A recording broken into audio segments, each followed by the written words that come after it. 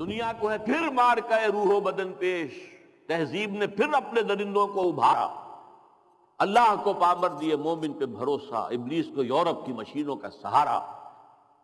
گفتند جہان ماں آیا بتومی سازد، گفتم کے نمی سازد، میں نے کہا نہیں مجھے پسند نہیں، گفتند کے برہم زد، فرمایا کہ اچھا توڑ دو پھوڑ دو درہم برہم کر دو، با نشہ درویشی در ساز و دمادم زن، دمادم زن دمادم زن، کیوں پختہ شوی خضرا بر سلطنت جمزن۔ نحمدہ و نصلی علی رسولہ الکریم، اما بعد فاعوذ باللہ من الشیطان الرجیم، بسم اللہ الرحمن الرحیم، رب اشرح لی صدری ویسر لی امری واحلل عقدۃ من لسانی یفقہوا قولی۔ معزز حاضرین، السلام علیکم ورحمۃ اللہ وبرکاتہ۔ آپ حضرات نے مجھے جس موضوع پر گفتگو کی دعوت دی ہے اس کا جو براڈ ٹائٹل ہے clash of civilisations and Pakistan, یعنی ہنٹنگٹن نے جو کتاب لکھی کلیش آف سویلائزیشن، اس کے ضمن میں پاکستان جو ہے وہ کہاں کھڑا ہے، کس جگہ کھڑا ہے، کیا ہمارے لیے پروز ہیں، کیا کونس ہیں، پھر اس کے نیچے 10 سب ٹائٹلز بھی ہیں۔ اصل میں میرے لیے آسانی ہو گئی ہے کہ میں انہی کے حوالے سے چند منٹ 5-5 6-6 منٹ ایک کے حوالے سے گفتگو کروں تو بات اچھی رہے گی۔ سب سے پہلا سب ٹائٹل ہے back ground of debate on clash of civilisations, اور نمبر 2 ہے ہسٹری آف ویسٹرن سویلائزیشن۔ ان دونوں کو میں ایک میں جمع کر رہا ہوں۔ ویسٹرن سویلائزیشن ایک غلط اصطلاح ہے، اس لیے کہ ویسٹ میں ایک تہذیب تو وہ ہے جو آج ہے، اور اس کی عمر جو ہے وہ 250-300 برس سے زیادہ نہیں ہے۔ اس سے پہلے ویسٹ میں گریک سویلائزیشن رہ چکی ہے، رومن سویلائزیشن رہ چکی ہے، تو مختلف سویلائزیشن رہی ہیں جو اپنا اپنا وقت ختم کر کے اور پوری ختم ہو گئی۔ تو ہمیں کہنا یہ چاہیے کہ دی پریزنٹ ویسٹرن سویلائزیشن، یہ جو پریزنٹ ویسٹرن سویلائزیشن ہے اس کا بیک گراؤنڈ کیا ہے اور اس کی اساسات کیا ہیں۔ ہسٹوریکل بیک گراؤنڈ یہ ہے کہ یہ سویلائزیشن اصل میں اسلام کے زیر اثر شروع ہوئی ہے۔ اسلام کے آنے سے پہلے یورپ ڈارک ایجز میں تھا، اور وہ خود مانتے ہیں ڈارک ایجز، یہ اندھیرے کے دن تھے ان کے، نہ وہاں سائنس پڑھنے کی اجازت تھی نہ فلسفہ، دونوں جرم تھے مذہبی اعتبار سے۔ شدید ترین پاپائیت کا نظام، بدترین جس کو کہیں گے جبری اور ایک ڈکٹیٹوریل نظام جو ہے مذہبی، وہ وہاں نافذ تھا۔ کسی کے گھر سے اگر سائنس کی کتاب نکل آئی تو وہ گھر جلا دیا جائے گا، کسی کے گھر سے اگر فلسفے کی کتاب نکل آئی، خواہ وہ یورپین فلسفی ہی ہو، گریک فلسفی واز یورپین فلسفی، لیکن اس کا بھی گھر جلا دیا جائے گا۔ یہ حالات تھے۔ ان حالات میں اسلام داخل ہوا ہے یورپ میں، یہ 712 عیسوی 713 عیسوی میں، یعنی یوں سمجھیے کہ 8ویں صدی کے آغاز میں، 8ویں صدی جو عیسوی ہے اس کے آغاز میں، اور وہاں پر پھر اس کی ایک حکومت بہت بڑی قائم ہوئی۔ پورا آئیبیرین پیننسولا، کہنے کو لفظ اسپین جو ہے وہ ایک ملک ہے، بہت بڑا ملک ہے، اور نہ صرف آئیبیرین پیننسولا بلکہ آئیبیرین پیننسولا کو جو استھمس جوڑتا ہے بقیہ یورپ کے ساتھ، وہ پائرینیز ماؤنٹینز ہیں، اور یہ بڑا یعنی مشکل گزرنے والا راستہ ہے، دشوار گزار راستہ ہے۔ اس کو بھی کراس کیا مسلمانوں نے، ہارٹ آف فرانس تک پہنچ گئے۔ البتہ پھر ان کے بعد ایک شکست ہوئی ہے بہت بڑی 732 میں، اور وہاں سے پھر واپسی شروع ہوئی ہے۔ وہ واپسی جو شروع ہوئی ہے پھر اس میں پھر پائرینیز سے گزر کر لیکن اسپین کے اندر قدم جمائے رکھے۔ اسپین کے بڑے حصے میں 500 برس تک حکومت رہی، لیکن ویسے 800 برس تک حکومت شمار ہوتی ہے۔ فال آف گرینیڈا اگر آپ لیں گے تو وہ 1492 کا ہے، تو اس سے آپ کو اندازہ ہوگا کہ 800 برس وہاں پر حکومت رہی۔ اچھا، اس میں ایک ہسٹوریکل فیکٹر یہ ہے کہ اسپین کے فتح میں مسلمانوں کی مدد کی تھی یہودیوں نے، اس لیے کہ یہودی شدید پرسیکیوشن کا شکار تھے، شدید، اور سب سے سخت جو ان کے اوپر تعذیب تھی، سب سے سخت پرسیکیوشن وہ اسپین میں تھی۔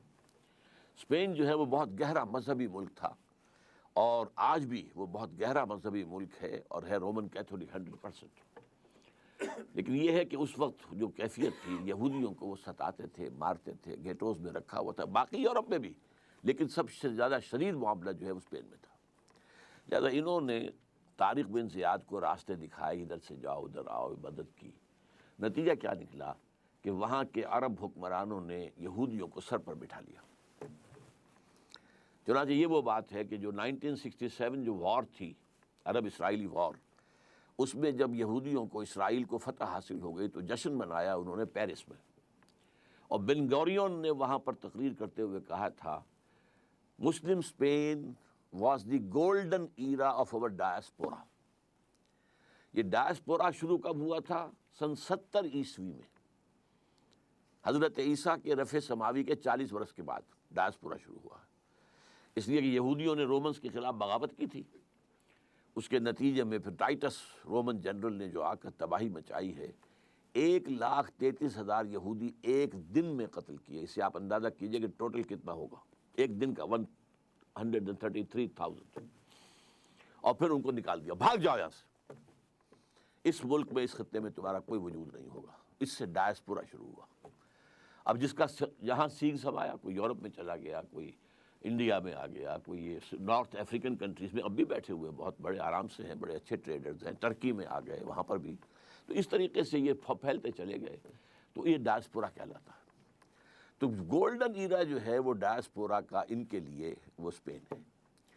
اب جو کلچر اور جو تہذیب زبردست ہسپانیہ کے اندر ڈیولپ ہوئی، اور علمی طور پر بڑی بڑی یونیورسٹیز، کارڈووا کی یونیورسٹی، قرطبہ کی، گرناڈا کی، غرناطہ کی یونیورسٹی، تولیڈو، یہ یونیورسٹی تولیتلا جس کو کہتے ہیں، یہاں پر یورپ سے بھی نوجوان آتے تھے پڑھنے کے لیے۔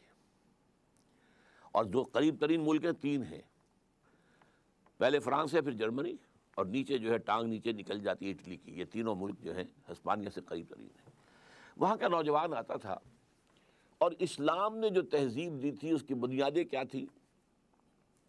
توہمات سے نکل آؤ، اپنا موقف قائم کرو علم پر، وَلَا تَقْفُ مَا لَيْسَ لَكَ بِهِ عِلْمٌ إِنَّ السَّمْعَ وَالْبَصَرَ وَالْفُؤَادَ كُلُّ أُولَٰئِكَ كَانَ عَنْهُ مَسْئُولًا۔ ہم نے تمہیں آنکھیں دی ہیں، سماعت دی ہے، بصارت دی ہے، دماغ دیا ہے، کمپیوٹر دیا ہوا ہے اس دماغ کے اندر، اس سے کام لو۔ صرف توہمات کے اوپر کوئی عقائد قائم کر لینا اور اپنا موقف بنا لینا جائز نہیں ہے۔ اور اس کو علامہ اقبال نے مانا ہے کہ یہ inner core of the present western civilisation یہ ہے، اینڈ دس از قرآنک۔ ان کی جو مشہور کتاب ہے، لیکچرز جو ہیں 6-7 بلکہ ہیں وہ، the reconstruction of religious thought in Islam, اس کے پریفیس میں وہ لکھتے ہیں، the inner core of the present western civilisation is Islamic. علم سے کے اوپر معاملہ رکھو، آنکھ کھولو، کان کھولو، دیکھو، سنو، نتیجہ نکالو، اور جو نتیجہ نکلا اسے میموری کے اندر فیڈ کر دو، پھر اور دیکھو اور سنو اور دیکھو اور محسوس کرو اور نتیجے نکالو، پرانی میموری سے اس کو جو ہے ٹیلی کرو اور نتیجہ نکالو، اور پھر دماغ میں رکھو۔ یہ تھا جو انر کور تھا عرب سویلائزیشن کا، اور اس میں فریڈم آف ریلیجن، مذہب کی پوری آزادی، برابر، کوئی تشدد کسی پر نہیں، کوئی پرسیکیوشن نہیں، کسی کے اوپر جبر نہیں۔ پھر وہاں پر مساوات، تمام مسلمان بالکل مساوی، ایک کندھے سے کندھا لگا کر۔ اگر کوئی پہلی صف کے اندر جا کر کوئی غلام بیٹھ گیا ہے تو کوئی بادشاہ بعد میں آیا ہے تو غلام کو اٹھا نہیں سکتا وہاں سے، اسے غلام کے ساتھ جو ہے ایک ہی صف میں کھڑے ہو گئے محمود و ایاز، نہ کوئی بندہ رہا اور نہ کوئی بندہ نواز۔ یہ تہذیب اسلام نے دی تھی۔ اس تہذیب کے اثرات جو ہیں، اب ہوا کیا تھا، جیسے ہمارے نوجوان جاتے ہیں یورپ میں اور امریکہ میں، اکثر و بیشتر پھر وہیں کے ہو کر رہ جاتے ہیں، اور ہمارا جو ہے برین ڈرین ہوا ہے، ٹیلنٹ ہمارا یہاں سے وہاں جا کر جو ہے وہ یوز ہو رہا ہے، اور انہیں سستا جو ہے انسانی مواد مل گیا ہے جس کو وہ استعمال کر رہے ہیں۔ لیکن یہ لوگ آتے تھے، پڑھتے تھے، واپس جاتے تھے۔ اچھا، ان لوگوں کے اندر یہودیوں نے بیٹھ کر عیسائیت سے اپنا انتقام لینے کے لیے جو اسلام کے اصول تھے ان کو مزید ایکسٹینڈ کر کے، مثلا فریڈم. اب ایک فریڈم تو کیا ہے، اسلام کا تصور یہ ہے کہ تم سب فری ہو، اللہ کے بندے ہو. You are all slaves, but not to any human being, but to Allah. تو آزادی ایک محدود آزادی ہے. آپ کو قرآن و سنت کے دائرے میں رہ کر آزادی حاصل ہوگی، اس سے زیادہ نہیں. انہوں نے مادر پدر آزادی کا تصور، لبرلزم کے انجیکشن لگا ہے آزادی. اسی طریقے سے عورت اور مرد کے درمیان مساوات، ان کے حقوق، ان کا ایک بیلنس اسلام نے دیا تھا. انہوں نے اس کو بھی، مساوات کو بھی، عورت اور مرد کی بالکل کامل مساوات قرار دے کر اور خاندانی نظام کو تباہ کرنے کا بندوبست کیا. اس طرح سے انہوں نے یہ سویلائزیشن جو ہے رفتہ رفتہ وہاں پھیلی. نتیجہ کیا نکلا؟ کچھ عرصے کے بعد مسلمان تو وہاں سے نکال دیے گئے. 1492 میں یہ ہے فال آف گرناڈا، غرناطہ کا سقوط غرناطہ. مسلمان تو ختم ہو گئے، یہودی اور مسلمان دونوں ختم کر دیے گئے، اللہ ان کے کہ جنہوں نے عیسائیت قبول کر لی، دل سے کی یا جھوٹ موٹ کو کی، لیکن جو بھی عیسائی ہو گئے وہ بچ گئے، ورنہ کوئی مسلمان نہیں بچا، کوئی یہودی نہیں بچا پورے آئیبیرین پیننسولا میں. یا قتل کر دیے گئے، جلا دیے گئے، یا ہوائی وہ سمندری جہازوں میں بھر بھر کر انہوں نے جا کر اور شمالی افریقہ کے ساحل کے اوپر ڈمپ کر دیا. لیکن یہ فکر اور یہ تہذیب کہ جس کے جراثیم اسلام نے دیے تھے اور جو یہودیوں کے ذریعے سے پھر سینٹرل یورپ کے اندر پہنچے، یہ بڑھتے رہے، پروان چڑھتے رہے. انہوں نے واقعتاً یہ کہ بہت سے نتائج پیدا کیے. اس کے نتیجے میں وہاں دو تحریکیں ابھری. ایک ریفرمیشن، مذہبی تحریک، تحریک اصلاح مذہب. یعنی یہ کیا تماشا ہے، ایک شخص ہے پوپ بنا بیٹھا ہوا ہے بادشاہ، اور جو لفظ اس کی زبان سے نکل جائے that is the law. Who is he? We have Bible with us. We can read Bible with us. We can follow it. Pope کے خلاف بغاوت. پروٹیسٹنٹ مذہب پیدا ہوا. پروٹیسٹ کہتے کسی احتجاج. یہ احتجاج تھا، پروٹیسٹ تھا، وہ ٹرینی کے خلاف کہ جو پوپ کی حکومت کی شکل میں موجود تھی. نمبر ایک. نمبر دو یہ کہ اب وہ جو دروازے کھل گئے علم کے، تو سائنس کی ترقی شروع ہوئی. اب کھول آنکھ، زمین دیکھ، فلک دیکھ، فضا دیکھ، مشرق سے ابھرتے ہوئے سورج کو ذرا دیکھ. اب انسان نے دیکھنا شروع کیا، نتائج نکالنے شروع کیے. تو اکتشافات کا دور شروع ہوا، ڈسکوریز کا، انکشافات کا. پھر جو ہے چیزیں جو ہے ایجاد کی گئیں، ایجادات کا دور شروع ہوا. تو ایک فزیکل سائنسز، اچھا اسی کا نام رینیساں ہے، یا رینیسانس یا رینیسانس جس کو کہتے ہیں. یہ ہے تحریک احیاء العلوم. یہ علم بھی آزاد ہو گیا اور مذہب بھی آزاد ہو گیا. اور اس معاملے میں سب سے سبقت کرنے والا ملک جو ہے وہ انگلستان. سب سے پہلی بغاوت جو ہے پوپ کے خلاف وہ انگلستان نے کی. چرچ آف انگلینڈ اپنا علیحدہ بنا لیا، پوپ سے disconnected. We have nothing to do with you. اور سب سے پہلا دوسرا انہوں نے کیا کام کیا؟ اب تین چیزیں انہوں نے پیدا کی ہیں یورپ کے اندر. اب یہ ایک لمبا پروسیس ہے، کئی صدیوں پہ پھیلا ہوا ہے. یہ کوئی ایک دو چار دن کی بات تو نہیں ہے. وہ جو حفیظ کہتا ہے کہ تکمیل اور تدوین فن میں جو بھی حفیظ کا حصہ ہے، نصف صدی کا قصہ ہے، 2-4 برس کی بات نہیں. یہ 3-4 صدیوں کی بات ہے جو میں آپ کے سامنے چند الفاظ میں رکھ رہا ہوں. نمبر 1 انہوں نے ایجاد کیا سیکولرزم. مذہب کا ریاست سے کوئی تعلق نہیں. Keep your religion with you اور in your places of worship. مذہب ہوگا چرچ میں، سینیگوگ میں، مسجد میں. ریاست سے، سیاست سے، ملکی قانون سے کوئی تعلق نہیں. تو لبرل سیکولر سیاست یہ یہود کی ایجاد ہے. نمبر 2 انٹرسٹ حرام تھا، سود دونوں طرح کا، یوزری بھی اور کمرشل انٹرسٹ بھی، دونوں حرام تھے جب تک پوپ کا اقتدار تھا. اس کے خلاف کیلوین کے ذریعے سے کتاب لکھائی گئی اور پھر اس سے انٹرسٹ کو جائز قرار دیا گیا. لہذا سب سے پہلا بینک جو ہے وہ بھی انگلینڈ میں قائم ہوا، بینک آف انگلینڈ. معیشت اب سود کی بنیاد پر، جوئے کی بنیاد پر، یہ معیشت اس سے چلے گی. تیسرا کام انہوں نے یہ کیا، یہ ان کا انتقام تھا عیسائیوں سے اور یورپ سے بدلہ لینے کے لیے، کہ ان میں بد اخلاقی، فحاشی، بے پردگی، عریانی، فری سیکس، اسے رواج دو، میک دم اینیملس. بھول جائیں یہ کہ کیا شرم کیا ہوتی ہے اور حیا کس چیز کا نام ہے. یہ سب میک دم اینیملس. جیسے حیوانات ہوں، درندے ہوں، ظاہر بات ہے کہ سیکشول ان کا ایکٹ جو ہے پبلک میں ہوتا ہے، کھل کر ہوتا ہے. تو آپ زو میں جا کر دیکھ لیجیے، وہ ہو رہا ہے جو کچھ ہوگا. لہٰذا یہ کیا تماشا بنا رکھا ہے. یہ ساری چیزیں ان کے پروٹوکولز کے اندر لکھی ہوئی ہیں جو سائن ہوئے ہیں 1897 میں بیسل میں. اس میں چیزیں لکھی ہوئی ہیں، ہم نے یہ کام کرنے ہیں.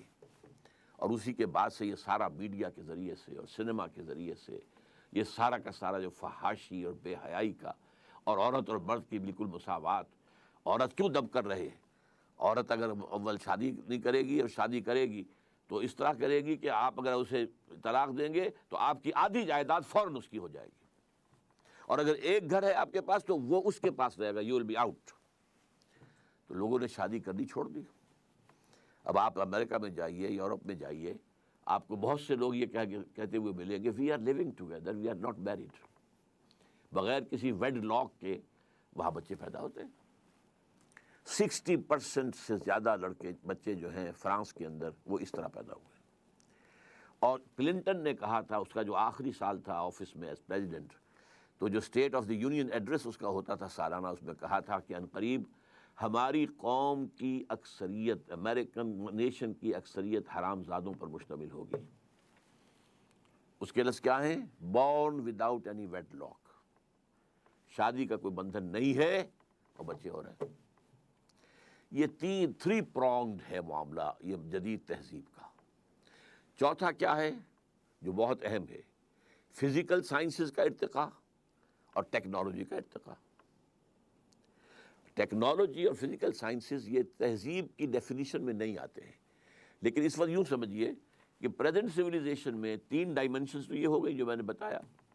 سیاست میں سیکولرزم، اور یہ سب سے زیادہ سوٹ کرتا ہے کس کو؟ یہودیوں کو، because they are a very minute minority. وہ کہیں اگر مذہب کا کوئی تعلق ہو، کرسچینٹی کا تعلق ہو اگر ریاست کے ساتھ، تو ان کی کیا حیثیت امریکہ میں ہوگی، کیا حیثیت برطانیہ میں ہوگی.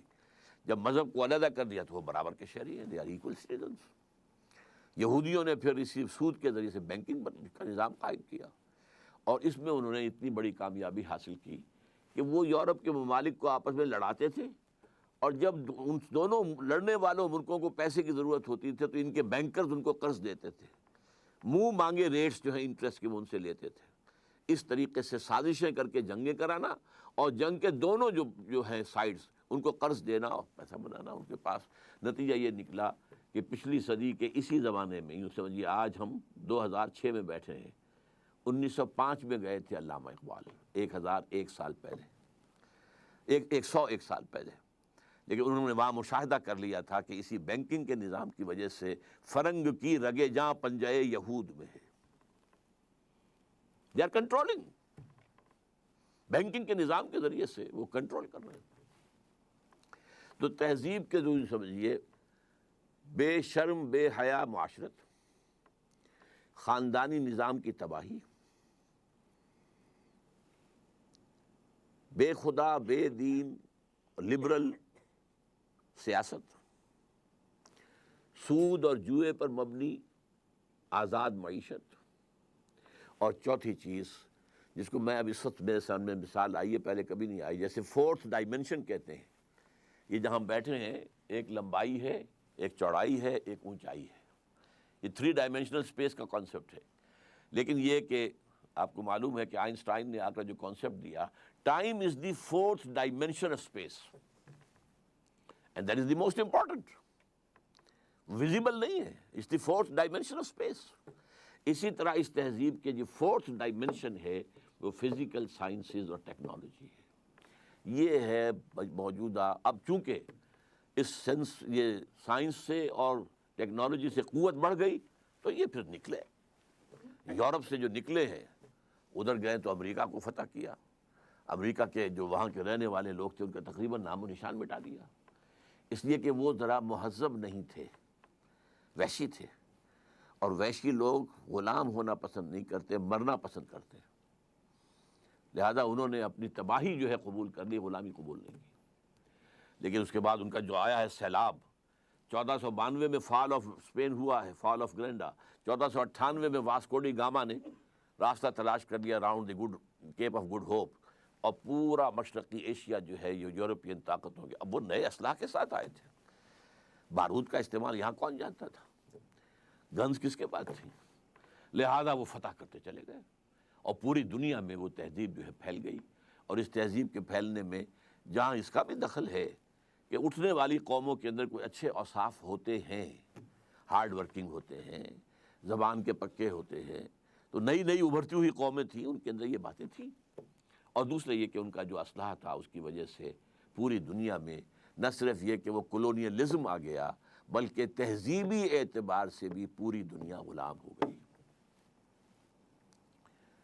So the present global civilization of the world, it is by origin European, but today it is global. اس میں تین چیزیں تو ان کی گلوبل ہو چکی ہیں، تین میں سے دو۔ سیکولرزم، یہ سکہ چل رہا ہے ہر جگہ پر پوری دنیا میں، انٹرسٹ اینڈ بینکنگ کی بنیاد کے اوپر معاشی نظام پوری دنیا میں ہے۔ البتہ تیسرا معاملہ جو ہے تہذیبی، جس کو اگر نیرو سینس میں تہذیب کا لفظ استعمال کیا جائے تو خاندانی نظام ہے، شرم اور حیا ہے، شادی کا بندھن ہے، اس کا تقدس ہے، والدین کی خدمت ہے، ان کا ادب ہے، بڑھاپے میں ان کی خدمت کرنا، یہ ساری چیزیں جو ہے، یہ تیسری چیز جو ہے اس کے خلاف اب ان کی پوری طاقت لگی ہوئی ہے کہ مسلم ورلڈ میں سے ان تمام چیزوں کو بھی ختم کرنا، واش آف کرنا، تاکہ جیسے ہم ہیں ویسے ہی وہ ہو جائے۔ چنانچہ پہلے کائرو کانفرنس ہوئی تھی، ویمن لب کانفرنس، 5 سال کے بعد بیجنگ کانفرنس ہوئی، پھر بیجنگ +5 کانفرنس ہوئی جا کر نیو یارک میں یونائٹڈ نیشنز جنرل اسمبلی کے تحت، اور اس کا سب کا ایجنڈا کیا تھا اور کیا ان کی سفارشات ہیں؟ عورت اور مرد بالکل یکساں، نمبر 1، انہیریٹنس میں بھی اور شہادت میں بھی۔ عورت اگر اپنا جسم بیچتی ہے تو اس سے آپ برا نہیں کہہ سکتے، پروسٹیٹیوشن کوئی برائی نہیں ہے، بلکہ پروسٹیٹیوشن کا لفظ بھی اپنے لغت سے نکال دو، انہیں کہو سیکس ورکرز۔ جیسے ایک مزدور اپنی مسل پاور استعمال کرتا ہے، کسی چلا رہا ہے یا ہل چلا رہا ہے، ایسے انہوں نے اپنے جسم کا ایک حصہ استعمال کیا ہے اور پیسے لیے ہیں، تو what blame؟ They are sex workers, not prostitutes۔ پھر ہومو سیکشولیٹی، اس کو بھی ایک نارمل انکلینیشن مانا جائے، یہ نہیں ہے کہ فطرت سے کوئی فرار ہے اور فطرت سے کوئی دور، نہیں، نارمل ہے۔ اچھا، عورت اول تو شادی کرے گی نہیں کرے گی تو گھر کا کام کاج کرنے کی وہ پابند نہیں ہے، اگر کرے گی تو ویج لے گی اپنے شوہر سے، اگر گھر کا کوئی کام کرے گی۔ اور یہ بھی بچے پیدا کرنا بھی کوئی اس کا فرض نہیں ہے، اگر وہ حمل اور ولادت کے سختیوں سے گزرے گی تو بھی ویجز لے گی مرد سے۔ یہ ایجنڈا دنیا کو دیا گیا ہے بیجنگ +5 کانفرنس یونائٹڈ نیشنز کی جنرل اسمبلی کے تحت۔ تو یہ ہے پریزنٹ سویلائزیشن، اور اس کا جو اثر ہے عالم اسلام پر، کہ دو چیزیں تو پوری طور پر، ایک تو یہ کہ ٹیکنالوجی تو چھائی گئی، لیکن یہ کہ تہذیب کے عناصر میں سے دو پورے طور پر پورے عالم اسلام میں ہے، پورے دنیا میں بھی ہے۔ تیسرا البتہ جو ہے اس میں ابھی کچھ ہم تھوڑا بہت ریلیکسٹنس شو کر رہے ہیں، لیکن billions and billions of dollars جو ہیں وہ این جی اوز کو جو دیے جا رہے ہیں وہ اسی کام کے لیے دیے جا رہے ہیں۔ تیسرا سوال آپ کا جو ہے میرا خیال ہے کہ میں نے کور کر لیا ہے، values and institutions of western civilisation. Values بھی سامنے آ گئیں، انسٹیٹیوشنز بھی سامنے آ گئیں۔ سب سے بڑا انسٹیٹیوشن پارلیمنٹ، سب سے بڑا انسٹیٹیوشن بینک، باقی یہ ہے کہ جو بھی ایک فری سیکس، یہ ان کے انسٹیٹیوشنز ہیں۔ Why did Western civilization become so powerful؟ اس کا جواب بھی میں دے چکا ہوں۔ نمبر 1 تو یہ کہ ان کے پاس جو ٹیکنیکل طاقت تھی اس کا مقابلہ کرنے والے دنیا میں کوئی تھے ہی نہیں۔ There was no match۔ Number دو یہ کہ یہ ذرا نیسنٹ ہیومن پوٹینشل تھا، اور یہ ایک فلسفہ ہے ہسٹری کا، فلاسفی آف ہسٹری، کہ ایک قوم اٹھتی ہے، پوری قوت کو پہنچتی ہے، جوان ہوتی ہے، پھر ادھیڑ ہوتی ہے، اور پھر بوڑھی ہو جاتی ہے، پھر مر جاتی ہے۔ یہ قومیں ابھری، یہ اپنے ان ڈارک ایجز سے نکل کر آئیں، جو وحشت کا دور تھا اور وحشیانہ جو انداز ان کا تھا اس سے نکل کر آئیں۔ تو ان کے اندر ایک طاقت تھی، نیسنٹ پوٹینشل جس کو میں کہہ رہا ہوں۔ یہ اسپینگلر کا ویو ہے جو میں نے ابھی آپ کو بتایا ہے کہ نیشنز اینڈ سویلائزیشنز وہ پیدا ہوتی ہیں، پھر بچپنا لڑکپن آتا ہے، پھر اس کے بعد جوانی آتی ہے، اس کے بعد ادھیڑ ابھر آتی ہے، اس کے بعد وہ بوڑھی ہو کر مر جاتی ہے۔ تو یہ تہذیب ابھی ویسے اپنی جوانی سے گزر آئی ہے، یہ اگر کھڑی ہے تو ٹیکنالوجی کے بل پر کھڑی ہے، اپنی تہذیب کے بل پر نہیں، اپنی طاقت ٹیکنالوجی، جو کچھ ہتھیار نیا میدان میں لے آتے ہیں۔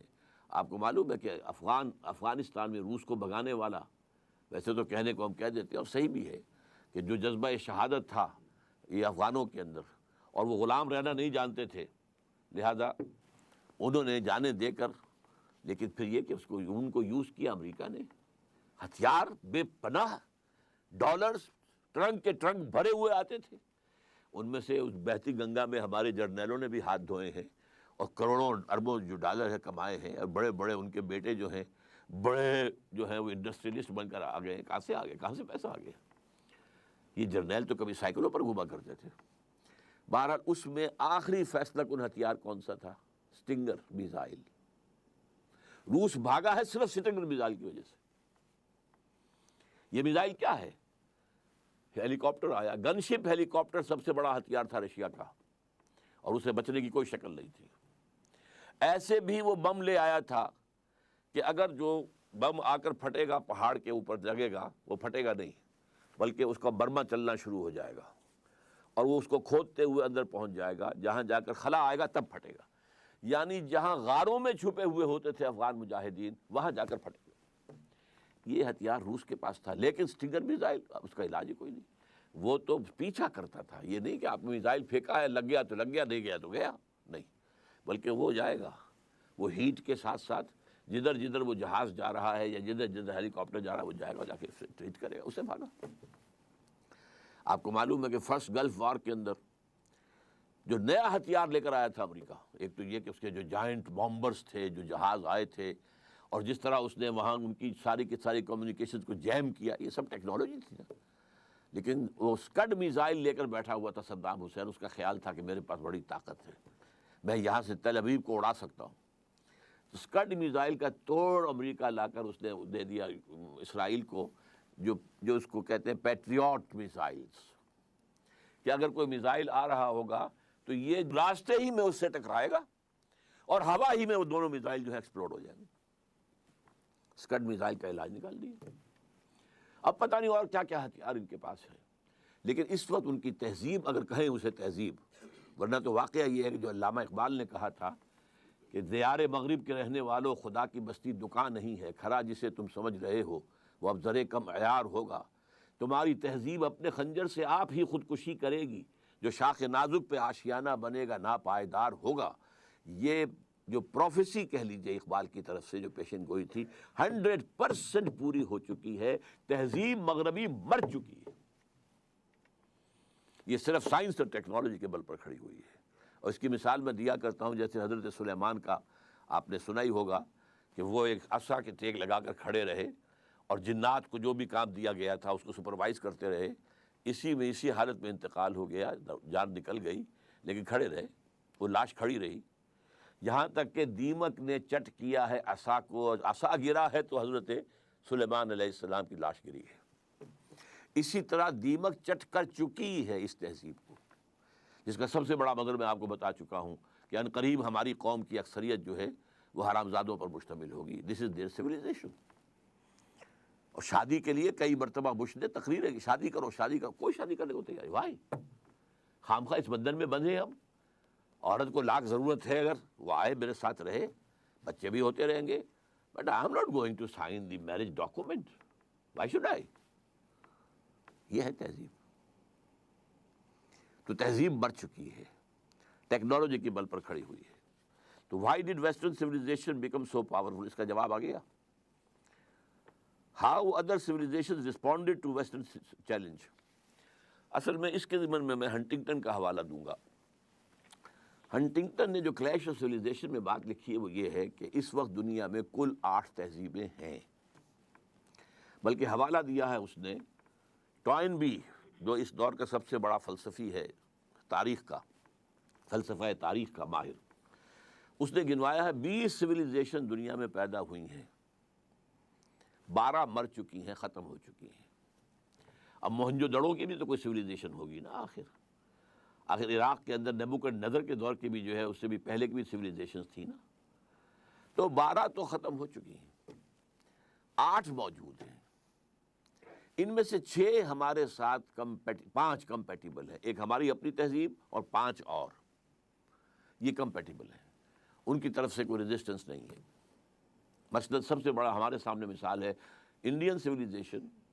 معلوم ہوتا ہے کہ بہن ہے، وہی ناچ گانا رقص و سرود شراب نوشی یہ وہ سب کچھ بے حیائی جو بھی تھا. ان کے ہاں شادی کا بندھن تھا، عورت کا ایک معاملہ تھا، وہ بھی اب ختم ہو رہا ہے.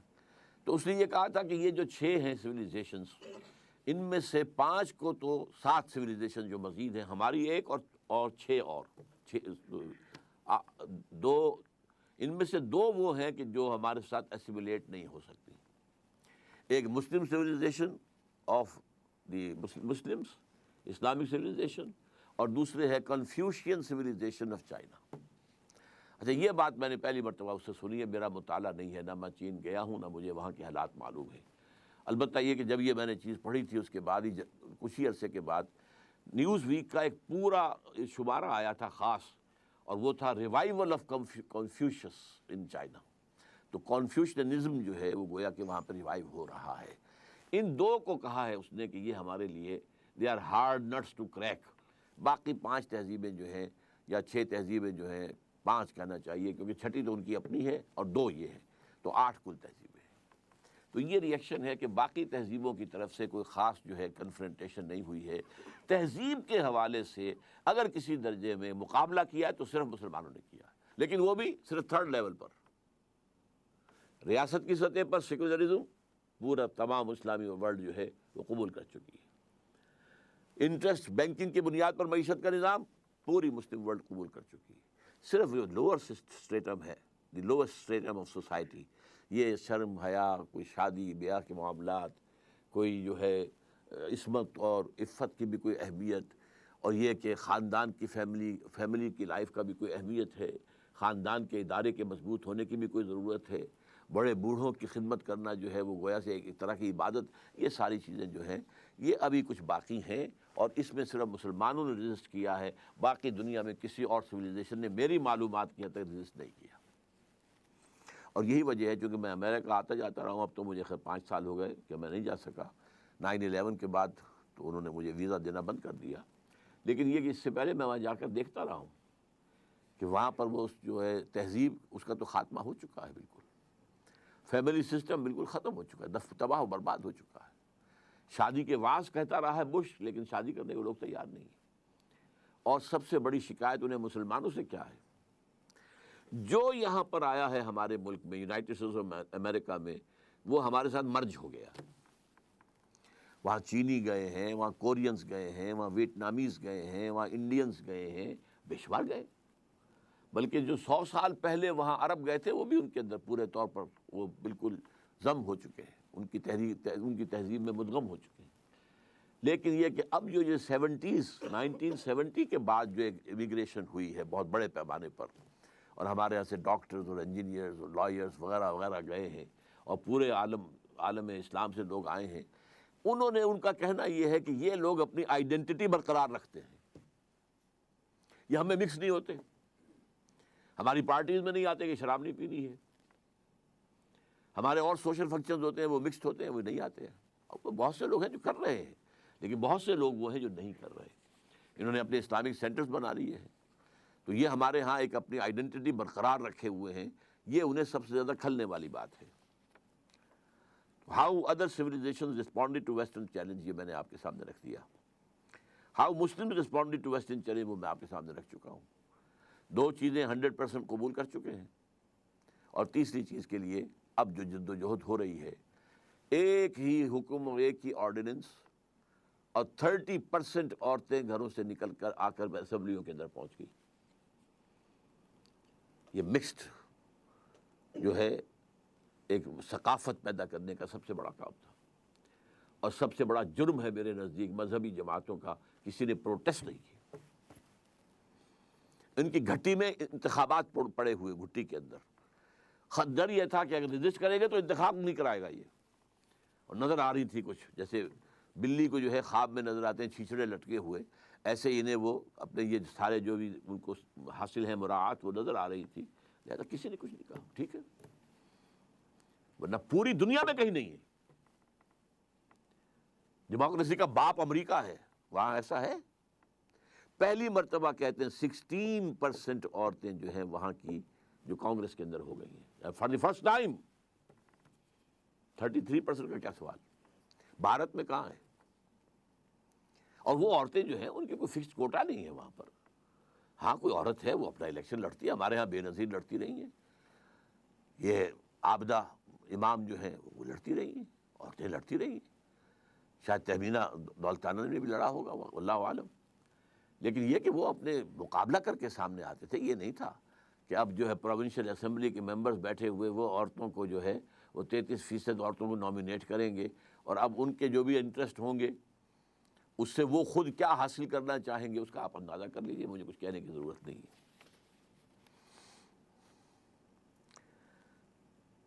Why have Muslims failed in their response to the West? ہماری فیلیور کا سب سے بڑا سبب یہ ہے، میں ایک تو بیان کروں گا وہ اسپینگلر کا پوائنٹ آف ویو. تہذیبیں اور قومیں اٹھتی ہیں، اپنے عروج کو پہنچتی ہیں، پھر گرتی ہیں، پھر ختم ہو جاتی ہیں. 12 تہذیبیں ٹوائنبی کے نزدیک ختم ہو چکی ہیں. ہمارا بھی معاملہ یہ تھا کہ ہمارا ایک اوپر کی جو موومنٹ تھی، اپر موومنٹ، وہ عربوں کی زیر قیادت تھی. عرب قوم، nascent potential from the desert area, فطرت کے مقاصد کی کرتا ہے نگہبانی، یا بندہ صحرائی یا مرد کوہستانی. بندہ صحرائی. اس کے بعد کیا ہوا؟ اسلام تو خلافت راشدہ کے بعد سے ڈکلائن شروع ہو گیا، اب ملوکیت آ گئی، وہ اسلام کا نظام شورائی جو ہے حکومت کی سطح پر ختم ہو گیا. لیکن عرب بڑھتے گئے بڑھتے گئے بڑھتے گئے بڑھتے گئے، پھر بوڑھے ہو گئے، پھر مر گئے. ان کی موت کے لیے دو چیزیں ذہن میں رکھیے. پہلے کروسیڈرز نے آ کر ان کی جو ہے پٹائی کی، لاکھوں کو قتل کیا ہے. یہ جب 1099 میں یروشلم فتح کیا ہے کروسیڈرز نے، تو جتنا قتل عام ہوا ہے کہ گھوڑوں کے گھٹنوں تک خون کی ندیاں بہہ رہی تھیں یروشلم کی گلیوں کے اندر. اور یہ لکھنے والے ویسٹرن جو ہیں آتھرز ہیں، انہوں نے شرم کے ساتھ سر جیسے معلوم ہوتا ہے کہ نیچے کیا ہوا ہے، اور شرما کر بات لکھ رہے ہیں. حقیقت کو لکھا ضرور ہے انہوں نے. اور اس کے بعد تاتاریوں کے ہاتھوں آئے اور کروڑوں مسلمان قتل ہوئے. Not lakhs, note it, literally کروڑوں. پوری خارزم شاہ کی حکومت عظیم ترین، دی گریٹر خراسان، دی خراسان بزرگ، دی گریٹر خراسان، ختم. ایسا بھی کیا ہے کہ ایک شہر کی ساری آبادی کو قتل کیا اور ان کے دھڑ تو پھینک دیے، صرف سر جو ہے سرے ایک جگہ جمع کیے، ایک پہاڑی کی شکل دی ان کو، اس کے اوپر تخت جمایا گیا، اور کسی تاتاری وحشی سردار نے اس تخت پہ بیٹھ کے شراب پی. This happened in the 13th century of Christian era. 1258 میں فال آف بغداد کے ساتھ عرب قوم کی موت واقع ہو گئی. قومیں رہتی ہیں، اس کے بعد ان کے لیے قیادت نہیں تھی. اس کے بعد سے مسلم ورلڈ کی، مسلم امہ کی قیادت عربوں کے ہاتھ میں نہیں ہے. ہاں اللہ کی طرف سے یہ معجزہ ہو گیا، جنہوں نے کروڑوں مسلمانوں کو قتل کیا تھا وہ خود اسلام لے آئے. ہے آیا فتنہ تاتار کے افسانے سے، پاسباں مل گئے کعبے کو صنم خانے سے. اس کے بعد 4 عظیم ترین مملکتیں جو بنی ہیں انڈیا میں. کون تھے یہ؟ خاص طور پر مغل، ترکان تیموری، یہ ترک تھے. ایران میں ترکان صفوی، دی صفوید ٹرکس، پھر دی سلجوق ٹرکس مڈل ایسٹ کے اندر سلجوقی، اور اناطولیہ سے جو ایشیا مائنر سے شروع ہو کر جو نکلے ہیں، پھر آٹومان ٹرکس. تو آپ کو معلوم ہے کہ یورپ کا مشرقی حصہ پورا فتح کیا.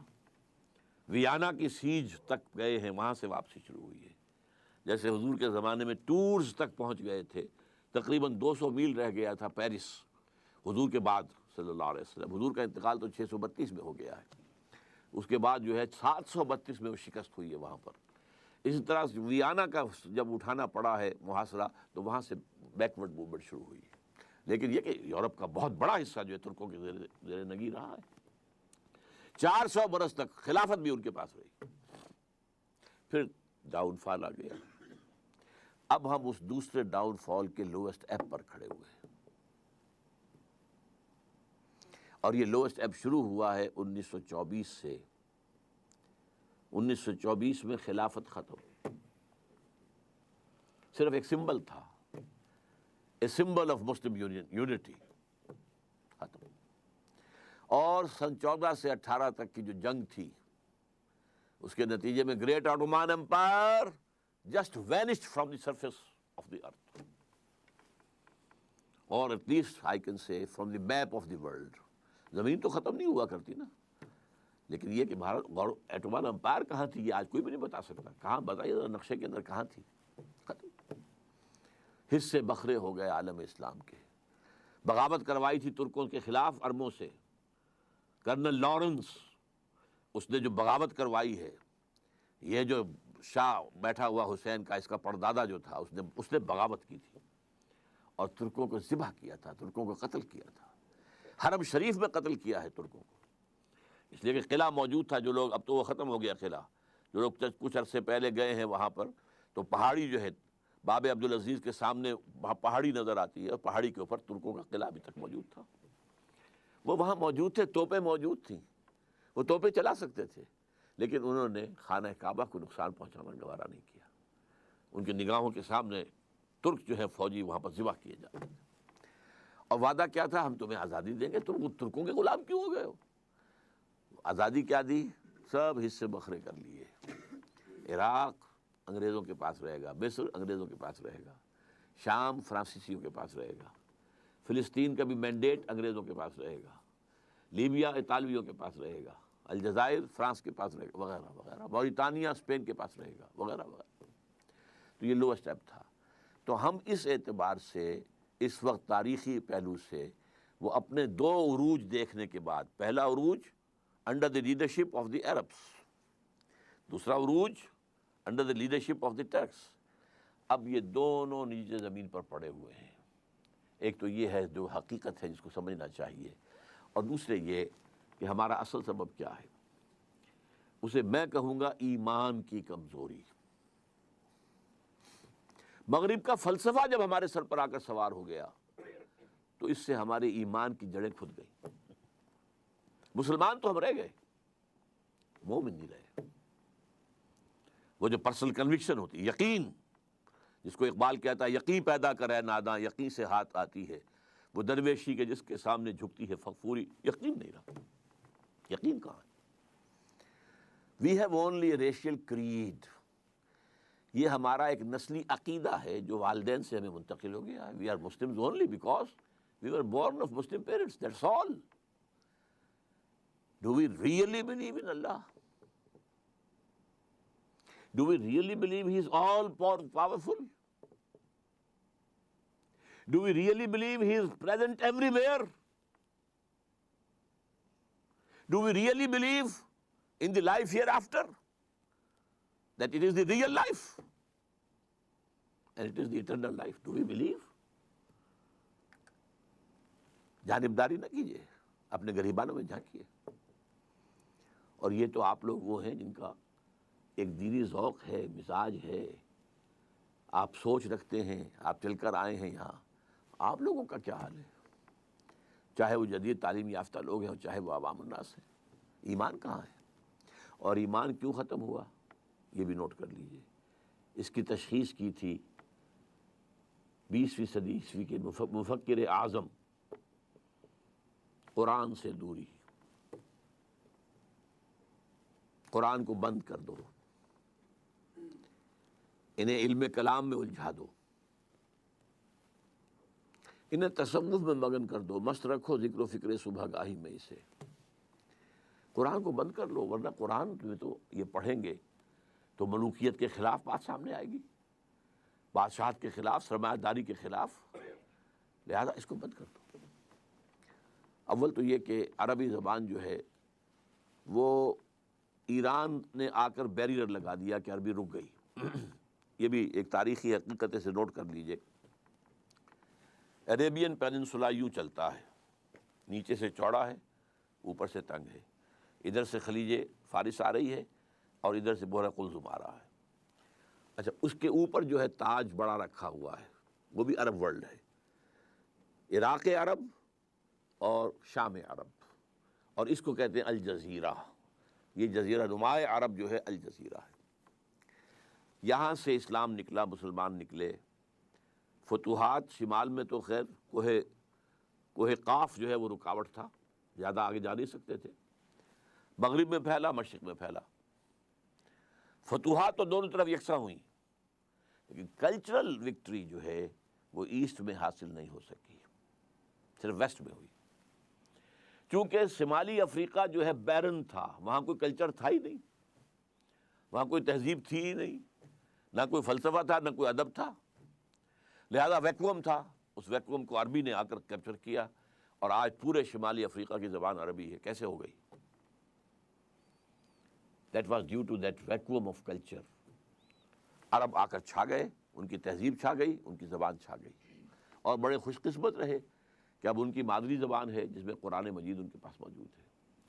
مشرق کی طرف جب بڑھے ہیں، عراق سے نکل کر، شام سے نکل کر گئے مغرب کی طرف، عراق سے نکل کر آئے مشرق کی طرف، جو ایران ہے اس کا اپنا کلچر تھا، اس کی تہذیب تھی، اس کی زبان تھی، اس کا لٹریچر تھا، اس کی شاعری تھی، اس کا فلسفہ تھا، لہذا کلچرلی اسلام ایران کو فتح نہیں کر سکا،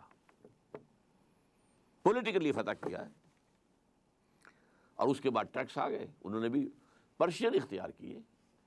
ہمارے ہاں جو 800 برس حکومت رہی ہے تو Persian was the official language, not Arabic.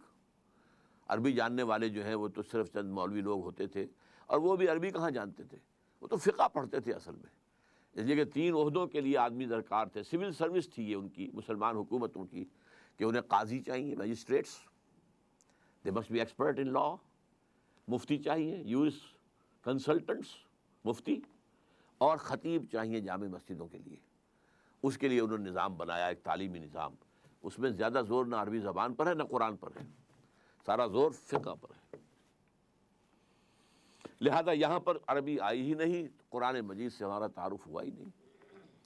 یہ تو آج سے تقریباً سمجھیے کہ 300 برس پہلے شاہ ولی اللہ دہلوی رحمۃ اللہ علیہ نے قرآن کو کھولا ہے، فارسی میں ترجمہ کیا ہے، حالانکہ ان کے خلاف بغاوت ہو گئی تھی اور مولویوں نے فساد کھڑا کر دیا تھا، انہیں جرم کیا ہے، ترجمہ کیا ہے، قرآن کا ترجمہ کیا فارسی میں۔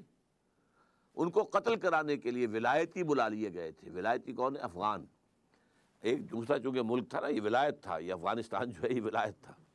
تو جیسے کہیں سے ہمارے ہاں مکرانی جو ہے وہ جرائم پیشہ لوگ مشہور تھے، کراچی میں مکرانی کی شکل دیکھ کر آدمی ڈرتا تھا، اس طرح یہ افغانی جب آتے تھے ولایتی، تو ولایتی بلا لیے گئے تھے کرائے کے قاتل، اور مسجد فتح پوری جو جہاں سے کہ شروع ہوتا ہے ان کا جو کون سا ہے، چاندنی چوک، وہاں اس کے سرے کے اوپر جو فتح پوری مسجد ہے، اس میں عصر کی نماز کے بعد حدیث کا درس دیتے تھے شاہ صاحب، اور طے یہ تھا کہ جب وہ نکلیں گے تو قتل کر دیں گے وہ پٹھان جو کھڑے ہوئے ہیں، لیکن کچھ اللہ نے ان کی ایسا روب ان کے اندر پیدا کر دیا، دہشت پیدا ہو گئی ان کے اندر، ان کے ہاتھ نہیں اٹھے، otherwise he would have been killed. تو قرآن کھولا ہے کچھ تھوڑا سا۔ آج بھی ہمارے ہاں بہت سے مذہبی حلقے ہیں جو قرآن کا ترجمہ کرنے کو غلط کہتے ہیں۔ ایک بہت بڑی تحریک ہے تبلیغی جماعت کی، 15 لاکھ لوگ جہاں جمع ہوتے ہیں، ان کے نزدیک قرآن کا ترجمہ کرنا غلط ہے۔ قرآن پڑھو اور ثواب لو، باقی مسئلہ پوچھنا مولوی سے پوچھو، تم کیوں پڑھتے ہو قرآن؟ تم قرآن پڑھو گے گمراہ ہو جاؤ گے۔ یہ صحیح ہے، نیم حکیم خطرہ جان، نیم ملا خطرہ ایمان۔ اگر آپ اسی طریقے سے پڑھیں گے کہ گہرائی میں نہیں جا رہے ہیں تو آپ گمراہ ہوں گے۔ یضل بہ کثیرا ویہدی بہ کثیرا، قرآن مجید کی یہ شان قرآن خود بیان کرتا ہے۔ اللہ تعالیٰ اسی کے ذریعے سے بہت سو کو گمراہ کر دیتا ہے، اسی کے ذریعے سے بہتوں کو ہدایت دیتا ہے۔ تو ایک حد تک ان کی بات صحیح ہے، لیکن اگر اس خطرے سے آپ قرآن کو بند رکھیں گے تو قرآن ہی سے ایمان پیدا ہوتا ہے، اور وہ ایمان پیدا ہوگا تو پھر دوبارہ اسلام زندہ ہوگا، ورنہ ممکن نہیں ہے۔ What is the role of Pakistan in crafting this answer? What is، بس میں غلط سمجھوں گا، what was۔ اب وہ رول تقریباً ختم ہو چکا ہے، پاکستان حقیقت میں ایک فیلڈ اسٹیٹ ہے آئیڈیولوجیکلی۔ پاکستان کا خواب دیکھا تھا کس نے؟ اقبال نے۔ اور کیا تھا اس کے سامنے؟ اس نے ایک تو سن 30 کے اپنے خطبے میں پیشن گوئی کی تھی، ہندوستان کے شمال مغرب میں ایک آزاد مسلمان ریاست قائم ہوگی۔ ابھی مشرقی پاکستان کا تصور اقبال کے ذہن میں بھی نہیں تھا۔ An independent Muslim state in the north west of India، اور کہا تھا ڈیسٹنی ہے، یہ ہو کر رہے گا۔ اور نمبر 2 بات کیا کہی تھی؟ اگر ایسا ہو گیا تو ہمیں ایک موقع مل جائے گا کہ اسلام کے چہرے پر جو بدنما داغ اور دھبے دور ملوکیت میں آ گئے، ظاہر بات ہے خلافت راشدہ تو 30 برس تھی کل، پھر تو بنو امیہ کا دور ہے 90 برس، پھر بنو عباس ہے 500 برس، پھر ترک شہنشاہ ہیں، تو دنیا تو اسلام کو ان سے سمجھتی ہے نا۔ لہذا اسلام کے چہرے پر جو بدنما داغ اور دھبے آ گئے ہیں عرب امپیریلزم کے دور میں، انہیں ہم ہٹائیں اور صحیح اسلام کا ایک نقشہ دنیا کے سامنے پیش کریں۔ That was the idea which was floated by Allama Iqbal in his presidential address of 30th of December 1930۔ یہ تھا اصل میں، اور چونکہ قائد اعظم اس وقت تک وہ قائد اعظم تھے بھی نہیں، مسٹر جناح تھے وہ ہندوستان کے حالات سے انتہائی مایوس ہو کر، سیاست سے کنارہ کش ہو کر جا کر انگلستان میں کوٹھی خرید کر اور لیگل پریکٹس اپنی شروع کر چکے تھے۔ ورنہ انہوں نے انتہائی کوشش کی تھی کہ ہندو کسی طریقے سے کسی ایسے فارمولے پر ایگری کر جائیں جس سے مسلمانوں کو تحفظ مل سکے آزادی کے بعد، ان کا تشخص برقرار رہے، ان کے سیاسی، معاشرتی، دینی، لسانی حقوق جو ہیں وہ قائم رہے۔ لیکن یہ کہ ہوا کیا؟ اگرچہ ہندوؤں نے خطاب دیا، ہی از دی ایمبیسڈر آف پیس، یہ سفیر اتحاد ہے محمد علی جناح، لیکن محمد علی جناح پھر مایوس ہو کر جا کر بیٹھے ہیں۔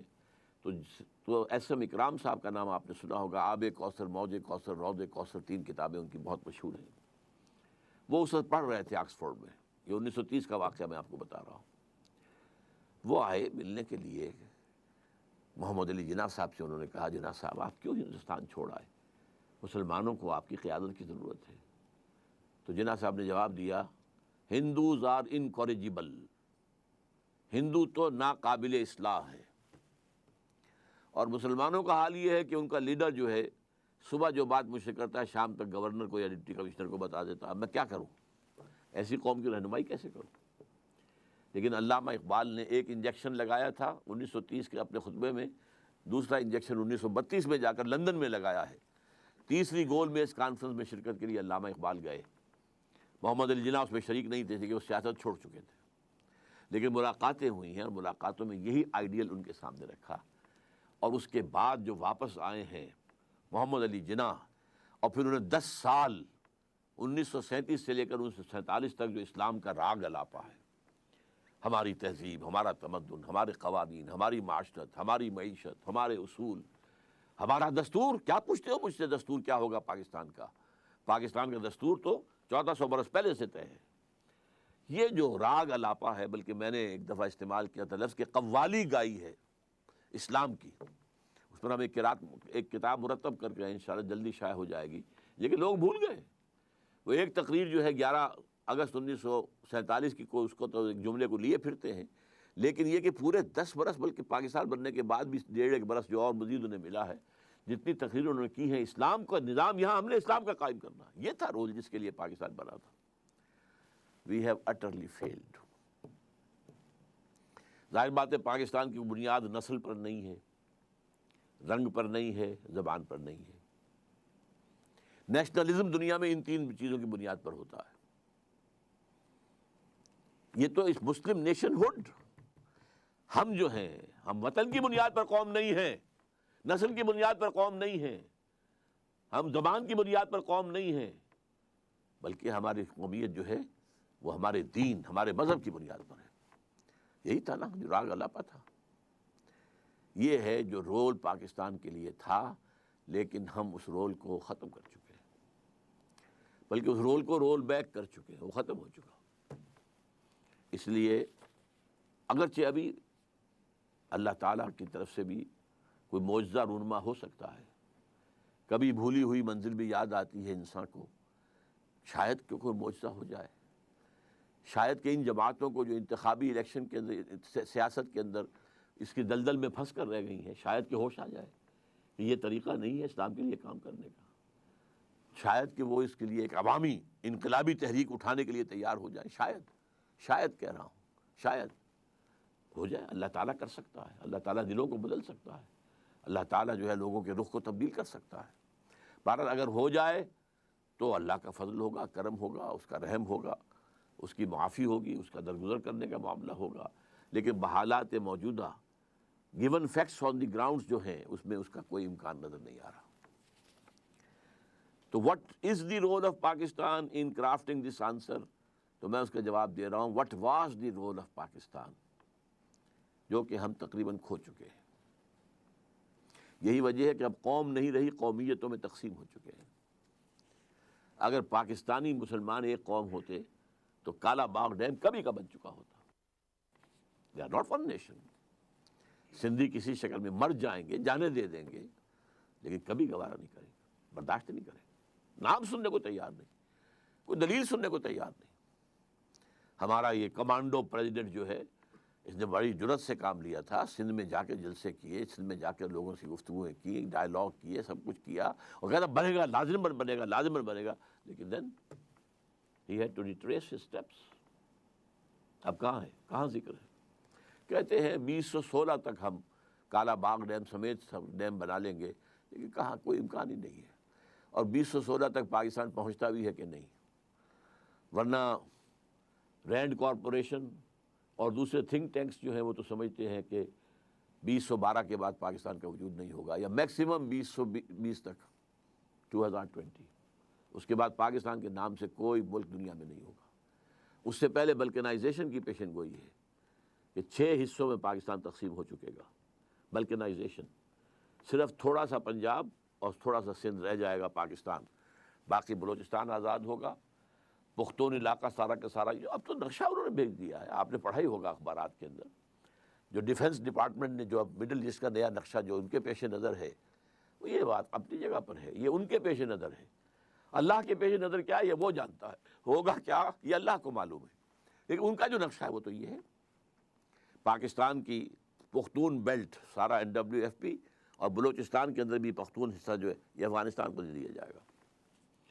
آزاد کشمیر اور شمالی علاقہ جات لے کر انہیں جمع کر کے اور انڈین کشمیر کے ساتھ ملا کر یہ ایک آزاد کشمیر ہوگا، انڈیپینڈنٹ گریٹر کشمیر۔ کراچی اور اس کے ملحقہ علاقے جو ہیں یہ جناح پور یا لیاقت آباد بن جائیں گے، باقی رہ جائے گا تھوڑا سا حصہ جو ہے پنجاب کا اور تھوڑا سا سندھ کا، اللہ خیر سکا، یہ پاکستان ہوگا۔ اور یہ تو فرسٹ سٹیپ ہے۔ سیکنڈ سٹیپ یہ ہوگی کہ اس کا بھی وجود نہیں رہے گا، نام و نشان دنیا کے نقشے سے مٹ جائے گا، جیسے کہ پچھلی صدی کے آغاز میں آٹومان امپائر کا نام و نشان مٹ گیا، اور پچھلی صدی کے آخر میں USSR کا نام و نشان مٹ گیا۔ تو اسی طریقے سے ہو سکتا ہے اس ملک کا بھی ہو جائے، واللہ عالم، لیکن ہمیں اللہ کی جناب میں توبہ کرنی چاہیے اور اپنی اس منزل کو دوبارہ مستحضر کر کے اور کوئی عوامی اور انقلابی تحریک شروع کرنی چاہیے۔ What is the significance of ideology of Pakistan, یہ میں بیان کر چکا ہوں۔ آئیڈیالوجی کیا تھی؟ وہ یہ تھی، کس لیے ملک لیا، کس لیے لاکھوں جانیں جو ہے وہ تلف کروائیں، لاکھوں کی تعداد میں قتل ہوئے، not in thousands، لیکس، ہزارہا مسلمان عورتیں ریپ ہوئیں یا وہیں پر رہ گئیں، روک لیا گیا ان کو۔ اور mid 50s جو تھی، 1950s کے درمیان میں انڈیا کا اور پاکستان کا ایک معاہدہ ہو گیا تھا کہ یہ جو ایبڈکٹڈ ویمن ہیں، جو انڈین پنجاب کے اندر مسلمان ہیں اور جو پاکستانی پنجاب ہے اس میں ہندو اور سکھ ہیں، ان کی بازیابی کی جائے اور انہیں واپس کروایا جائے، مسلمانوں کو لایا جائے ویسٹ پنجاب، اور جو ہندو اور سکھ عورتیں ادھر رہ گئی ہیں یا رکھ لی گئی ہیں انہیں وہاں پہ بھیجا جائے۔ تو اس ٹیم کے اندر کام کرنے والے ایک شخص نے مجھے بتایا تھا، میں اس وقت میڈیکل کالج میں طالب علم تھا، کہ بہت سی مسلمان عورتوں نے ہمارے ساتھ آنے سے انکار کر دیا، اور کیسی عمدہ باتیں انہوں نے کہی ہیں۔ انہوں نے نمبر ایک تو یہ کہا، اب آئے ہو ہمیں لینے کے لیے، جبکہ یہاں ہمارے 2 3 بچے ہو چکے ہیں۔ عورت کے لیے تو بچہ اس کی جان ہے، اور اس سے بھی زیادہ بٹر ٹروتھ، تمہارے ہاں ہمیں اب قبول کون کرے گا؟ کوئی ہم سے شادی کرنا پسند کرے گا؟ وہاں کیا کریں گے ہم؟ کیا لیں گے وہاں جا کر؟ لیں گے کیا؟ اس کاسٹ پر یہ پاکستان بنایا تھا۔ آج تک حاصل کیا کیا ہے؟ ہمارے ہاں کوئی برلا اور ٹاٹا نہیں تھے، اب برلاؤں کے باپ ہم نے پیدا کر دیے، ٹاٹاؤں کے باپ پیدا کر دیے۔ جاگیرداری انڈیا میں فوراً ختم کی گئی اور یہاں ابھی تک برقرار ہے، قائم ہے۔ کچھ لوگوں کا کہنا یہ ہے کہ جاگیرداروں نے پاکستان بنوایا ہے، اسلام کے نام پر زمینداری، ایبسینٹی لینڈ لارڈزم، اور یہ سارا جو ہے مزارعت اور یہ غیر حاضر زمینداری، یہ سارا نظام جو ہے اسلام کے نام پر چل رہا ہے۔ بہرحال، what is the significance of the ideology of Pakistan? How shall we prepare ourselves for the challenge? اس کے لیے میں نے مفصل تقریریں کی ہوئی ہیں۔ ایک لفظ ہے توبہ، لیکن توبہ 2 لیولز پر۔ ایک انڈیویجول لیول پر توبہ، اے اللہ ہم بھٹک گئے تھے، اللہ ہمیں معاف فرما دے۔ لیکن اس توبہ کا تقاضا کیا ہے؟ دیکھو اپنے وجود کو اور اپنے گھر کو اور اپنی معیشت کو اور معاشرت کو، جو چیز خلاف اسلام ہے نکال دو۔ اگر یہ نہیں کرتے تو کوئی توبہ نہیں ہے، سال بکواس۔ آپ توبہ کی تسبیحاں پڑھتے رہیے، استغفر اللہ ربی من کل ذنب واتوب الیہ، لیکن جو خباثت کاروبار میں ہے وہ جاری رہے گی۔ حج کرائیں گے، 2 4 4 6 6 حج کیے ہوئے ہیں، لیکن جیسے جاتے ہیں ویسے ہی واپس آتے ہیں۔ جو سودی کاروبار کرتے ہوئے گئے تھے، آتے ہی فوراً دوبارہ اس کو شروع کرتے ہیں۔ یہ توبہ نہیں ہے۔ توبہ یہ ہے کہ اپنی ذات، اپنے گھر پہ تو آگے اختیار ہے نا، اگر نہیں تو ڈوب مرو۔ اگر اپنے گھر پر بھی اجی عورتیں نہیں مانتی ہیں تو تم مر جاؤ۔ حضور کے الفاظ دہرا رہا ہوں یہ، کہ جب تمہارے معاملات تمہاری عورتوں کے حوالے ہو جائیں گے، بطن الارض خیر لکم من ظہرہا، تو زمین کا پیٹ تمہارے لیے بہتر ہوگا کہ تم دفن ہو جاؤ اس میں، اس کی پیٹھ کی بجائے، کہ پیٹھ کے اوپر چلو پھرو، اس کی بجائے زمین کے پیٹ میں دفن ہو جانا بہتر ہوگا۔ اپنی ذات پر، اپنی معاشرت پر، اپنی معیشت پر۔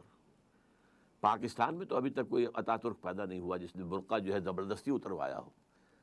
جنہوں نے اتارا خود اتارا بھائی، 4 پیسے ہو گئے، 4 پیسے ہو گئے تو اب عورت کا پردہ ختم ہو گیا۔ پہلے برقع اترا، چادر آئی، چادر بھی پھر اوڑھنے کی شکل میں رہ گئی، اب جو ہے قمیضیں بھی جو ہے ٹائٹ۔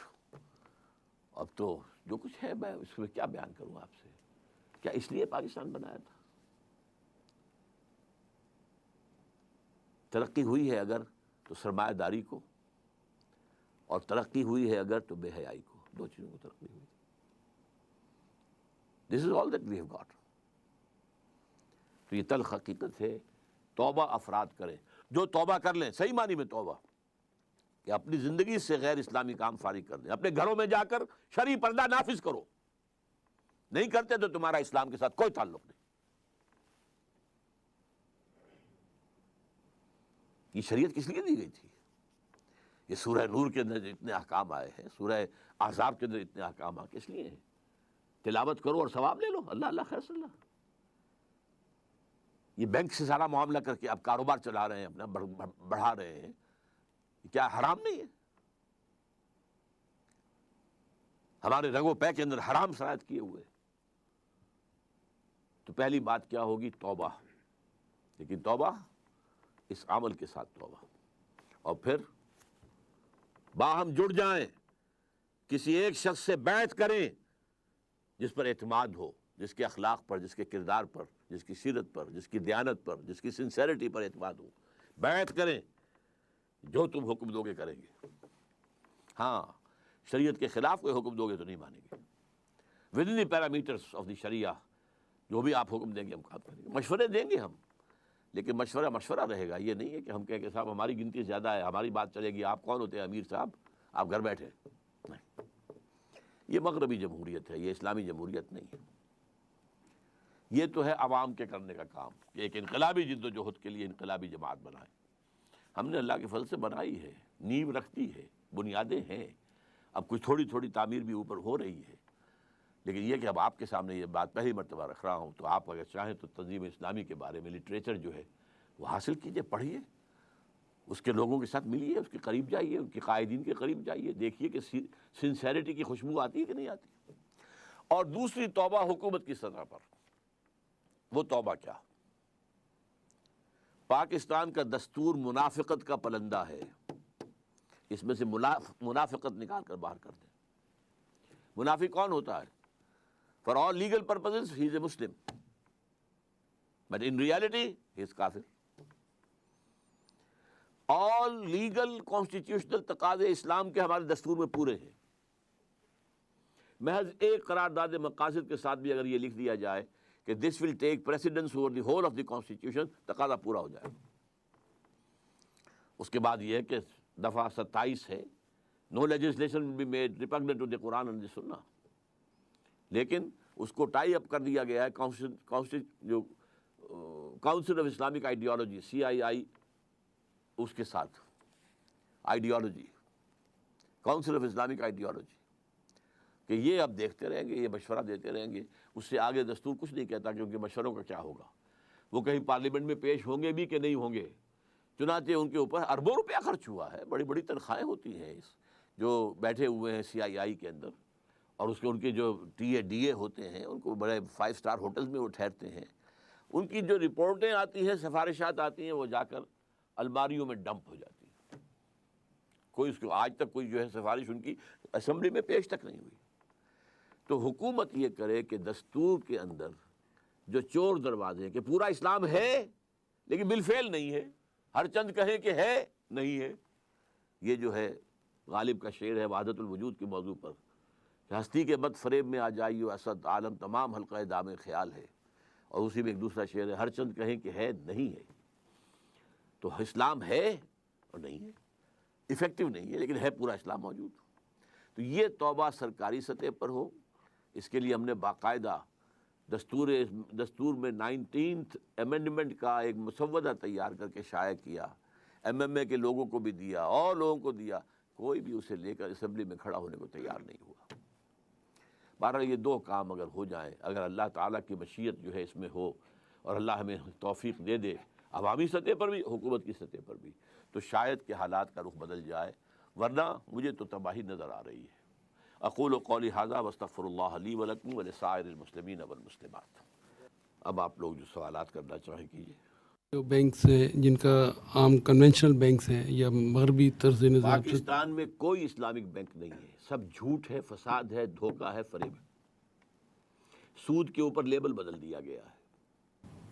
میزان بینک کا دعویٰ ہے کہ ربا دعویٰ فری ہے۔ میں تو اپنی بات کر رہا ہوں نا، آپ اس وقت مجھ سے سوال کر رہے ہیں، میں جواب دے رہا ہوں۔ جی، یہ گلاس اگر نقد پر لیتے ہو تو 10 روپے کا ہے، ایک مہینے کے بعد پیسے دو گے تو 11 روپے کا ہے۔ واٹ از دس 1 روپی؟ بتائیے نا۔ ٹھیک ہے جی، نہیں 1 روپیہ اس پہ وہ چارج کر رہے ہیں، کیا چارج کیا ہے؟ وہ ان کا دعویٰ تو ہے کہ پروفٹ ہے۔ یہ پہلے سے طے شدہ پروفٹ کا نام سود ہے۔ کوئی بینک نہیں، سب یہ دھوکہ ہے، فریب ہے، یا وہ میزان ہو، الفلاح ہو، کوئی بھی ہو۔ جی ڈاکٹر صاحب، لوگ کہتے ہیں کہ مذہب کے نام پہ 2 مملکتیں وجود میں آئیں دنیا میں، ایک اسرائیل اور ایک Pakistan. How come Israel has gone so far اور Pakistan is coming down and down? اس کی کیا وجہ ہے بیسک آپ کے نزدیک؟ بہت عمدہ سوال ہے آپ کا۔ اصل میں پہلا سٹیٹمنٹ ہی غلط ہے۔ مذہب کے نام پر صرف ایک مملکت وجود میں آئی اور وہ پاکستان ہے. اسرائیل مذہب کے نام پر نہیں قائم ہوا، وہ ایک ریشیل، بنی اسرائیل ایک نسلی عصبیت ہے، وہ ریشیسٹ گورنمنٹ ہے، ریشیسٹ اسٹیٹ ہے. وہاں پر بھی کوئی انہوں نے آ کر شریعت موسوی نافذ نہیں کی، نہیں، جیسے ہمارا حال ہے ویسے ان کا ہے، لیکن ریشیل ان کے درمیان جو ہے اتحاد وہ بہت مضبوط ہے، اس کے بل پر وہ چل رہے ہیں. اور نمبر دو، وہ چونکہ اعلی کار بن گئے امریکہ کا، یا امریکہ اعلی کار بن گیا ان کا، اٹ گوز بوتھ ویز، لہذا وہ ورلڈ جو سول سپریم پاور آن ارتھ ہے وہ سپورٹ کر رہی ہے. پاکستان بھی اب تک اگر بچا تھا تو وہ امریکہ کی سپورٹ سے ہی بچا تھا. صاحب یہ فرمائیے گا کہ مغربی تہذیبوں کی مسلمانوں کے خلاف جنگ تو شروع ہو چکی ہے. آپ نے ٹیلی ویژن پہ بھی کئی مرتبہ اس طرح کے لیکچرز میں نے آپ کے سنے ہیں. تو اس وقت دنیا میں 56-57 اسلامی ممالک ہیں. کیا ضروری ہے کہ یہ سارے 56-57 ممالک اسی یونائٹڈ نیشنز کے ممبر رہیں؟ اپنی یونائٹڈ نیشنز علیحدہ سے بنا کے ان کا مقابلہ کیا نہیں کر سکیں گے؟ پہلی بات تو آپ کے سوال میں بھی میں کہوں گا کہ آپ نے غلط لفظ استعمال کیا. یہ اسلامی ملک نہیں ہے، یہ مسلم ممالک ہے. These are Muslim countries, none of them is Islamic, none of them. کوئی ملک دنیا میں اس وقت اسلامی نہیں ہے. باقی جو بات آپ کہہ رہے ہیں یہ ایک اچھا خواب ہے، لیکن اس خواب کی تعبیر عالم واقعہ میں آنی بہت مشکل ہے. پہلے دنیا بائی پولر تھی، تو کچھ مسلمان ممالک جو امریکہ کی گود میں تھے، کچھ روس کی گود میں تھے. اب یونی پولر ہو گئی ہے تو تقریباً تمام مسلمان ممالک جو ہیں وہ امریکہ کی گود میں ہیں. اس سے باہر نکلنا کوئی آسان کام ہے. ہاں، اگر آپ پاکستان میں انقلاب برپا کریں تو ایک تھوڑی سی جو ہے جھلک ایران نے دکھائی تھی، آنکھوں میں آنکھیں ڈال کر باتیں کی تھی. اور ان کے جو اپنے پاس رکھ لیے تھے، وہ جو کچھ لوگ جو اغوا کیے گئے تھے، کیا انہیں کہتے تھے، جو امریکن کچھ پرزنرز بنا لیے تھے، ان کو رہا کرنے سے انکار کیا تھا. اور امریکہ کا مشن بھی آیا تھا انہیں لینے کے لیے، اور بری طریقے سے برباد ہوا تھا. جیسے کہ الم تر کیف فعل ربک باصحاب الفیل، وہی واقع ہو گیا تھا. تو جرأت، ہاں وہاں چونکہ انہوں نے ایک انقلاب برپا کیا تھا. میں اسے ٹوٹل اسلامی انقلاب نہیں مانتا، لیکن انقلاب تو تھا. بادشاہ کو بھگایا، اپنے علماء کی حکومت قائم کر دی. تو چونکہ 20,000 سے یا 25,000 تک جانیں دے کر انقلاب برپا کیا تھا، لہذا ان میں جرأت تھی، کھڑے ہو گئے. آج بھی ایک ہی ملک ہے جو کچھ آنکھوں میں آنکھیں ڈال کر بات کر رہا ہے. آپ کو معلوم ہے کہ محمود احمدی نژاد جو ہے اس کو دنیا پاگل کہہ رہی ہے اس وقت، لیکن وہ ہے بات کر رہا ہے. واللہ عالم کیا بنے گا یہ تو میں نہیں کہہ سکتا، لیکن یہ خواب ہے، اس سے زیادہ نہیں. میں بلکہ آپ کو بتا دوں کہ امت مسلمہ کی وحدت کا سب سے بڑا حدی خواں علامہ اقبال تھے، سب سے بڑے. لیکن انہوں نے بھی مان لیا تھا اپنے لیکچرز میں، ریکنسٹرکشن میں، there is no one Muslim ummah present at this time. Instead we have a number of Muslim nations. وہ مسلم نیشنز جو ہیں وہ اب مسلم اسٹیٹس بن گئی ہیں. بس امت کہاں ہے؟ امہ امہ امہ امہ امہ کس بلا کا نام ہے؟ کہاں ہے امہ؟ یہ آپ کے ذہن کا تصور ہے، اس کا کوئی وجود حقیقت میں نہیں ہے. امہ امام کے ساتھ ہوتا ہے. کون ہے امام تمہارا؟ امہ یا امو، امامت کرنا، امام، اسی سے لفظ امت بنا ہے. ایک آپ کا اگر کوئی سربراہ ہو پوری دنیا میں مسلمانوں کا، تب تو یہ امہ ہے، ورنہ امہ کہاں ہے؟ یہ تو مختلف قسم کی نسل، مختلف نسل کی بھیڑیں بکریاں ہیں جو علیحدہ علیحدہ جو ہے اپنے اپنے دربوں باڑوں کے اندر بند ہیں. جی، یہ جو کاروباری لوگ ہیں، جب کسی مال کی قیمت گرتی ہے تو وہ اس کو گرا کر بیچتے نہیں ہیں. وہ کہتے ہیں جی ہم نے تو پرانی قیمت پہ خریدا ہے، جب یہ مال نکل جائے گا، نیا آئے گا، تو پھر ہم نئی قیمت پہ، کم قیمت پہ دیں. تو کیا یہ بھی سود نہیں ہوگا کہ وہ کہتے ہیں ہمیں نفع ہی نفع ہو، نقصان نہ ہو تجارت میں؟ اصل میں ایسا ہے، اگر کوئی شخص اپنا مال روکنا چاہتا ہے تو اسے اس کا اختیار ہے، بشرطے کہ مارکیٹ کے اندر اویلیبل ہو مال. اگر مال مارکیٹ میں سرے سے اویلیبل نہ رہے، ہولڈنگ ہو جائے تو یہ حرام ہے. سود کا نہ آپ اطلاق کیجیے، اس پر ہولڈنگ ہے. ہولڈنگ جو ہے احتکار حرام ہے. ویسے تو یہ ظاہر بات ہے کہ ایک شخص جو ہے اس نے اپنے اسٹور کے اندر اتنے ہزار من جو ہے گندم رکھی ہوئی ہے بیچنے کے لیے، لیکن یہ ہے کہ یہ نہیں ہے کہ بازار میں گندم اویلیبل نہیں ہے، بازار میں گندم مل رہی ہے، اس وقت تک اسے آپ احتکار نہیں کہیں گے. لیکن یہ ہے کہ اگر گندم نہ مل رہی ہو اور آپ روک کر بیٹھے رہے تو یہ احتکار ہے اور یہ حرام ہے. جی یہ معلوم کرنا چاہوں گا کہ ابھی جو میں نے سوال کیا تھا اس کے جواب میں آپ نے فرمایا کہ کہاں ہے امت، کہاں ہے امہ، تو پھر آپ کا اپنا جو نظریہ خلافت ہے اس کی کیا حیثیت رہ جاتی ہے جب یہاں نہ کو امت نہ ہو؟ تو بالفعل تو نہیں ہے نا، اس کو تو قائم کرنا پڑے گا. حضور صلی اللہ علیہ وسلم ایک آدمی تھے جنہوں نے دعوت شروع کی. He was all alone. کوئی امت تو نہیں تھی. He created an ummah جو ایک جماعت کی شکل میں تھی پہلے. حزب اللہ، اولئک حزب اللہ، الا ان حزب اللہ هم المفلحون فان حزب اللہ هم الغالبون. اس حزب اللہ نے قربانیاں دیں، جانیں دیں، گھر بار چھوڑے، سب کچھ کیا، تکلیفیں سہیں، اور اس کے بعد اللہ تعالیٰ نے انہیں فتح دی، انقلاب برپا ہو گیا. پھر وہ امت پھیل گئی تو امت بن گئی. ورنہ آج کہاں ہے؟ آج تو امت نہیں ہے. آج آپ کو ریکنسٹرکٹ کرنی ہوگی امت. پھر اسی طرز پر دعوت، اسی انقلاب کی دعوت، اسی ایمان کی دعوت، اسی بنیاد پر جماعت، بیعت کی بنیاد پر، اور پھر یہ کہ وہ جد و جہد کر کے، قربانیاں دے کر، جانیں دے کر انقلاب برپا کریں. تو that will be the beginning of a new Muslim امہ. نہیں 56-57 صدی پہ ہوں کیا ہوگا؟ اصل میں آپ ڈسکشن شروع کر رہے ہیں، یہاں تو سوال کرنے کا موقع ہے. 56-57 نہیں ہوں گے. اگر کسی ایک جگہ پر بھی وہ قائم ہو گیا، فرض کیجئے اللہ تعالیٰ ہمیں توفیق دے دے، تو خود بخود دوسرے لوگ جو ہیں اس کو قبول کریں گے، مرج کریں گے. یہ اگر ایک جگہ بھی ہو جائے، صحیح اسلامی نظام ہو، وہ دھوکہ نہ ہو. یہ نہ ہو ضیاء الحق والی زکوٰۃ کہ سود میں سے کچھ فیصد کاٹ لیا، زکوٰۃ کا نام رکھ دیا اس کا. یہ زکوٰۃ نہ ہو. یہ شریعت کورٹ نہ ہو جس کے اوپر 2 ہتکڑیاں بھی ہیں، 2 بیڑیاں بھی پڑی ہوئی ہیں. یہ نہ ہو. اگر وہ توبہ حکومت کی سطح پر بھی ہو گئی ہے، عوامی سطح پر بھی، اور پھر انقلاب برپا ہوگا، تو یہ ایک تو لائٹ ہاؤس ہوگا. یہ الفاظ قائد اعظم نے استعمال کیے تھے. ہم چاہتے ہیں کہ عہد حاضر میں اسلام کے اصول حریت و اخوت و مساوات کا ایک نمونہ دنیا کے سامنے پیش کریں، تاکہ یہ عالم انسانی کے لیے، نوع انسانی کے لیے لائٹ ہاؤس بن جائے.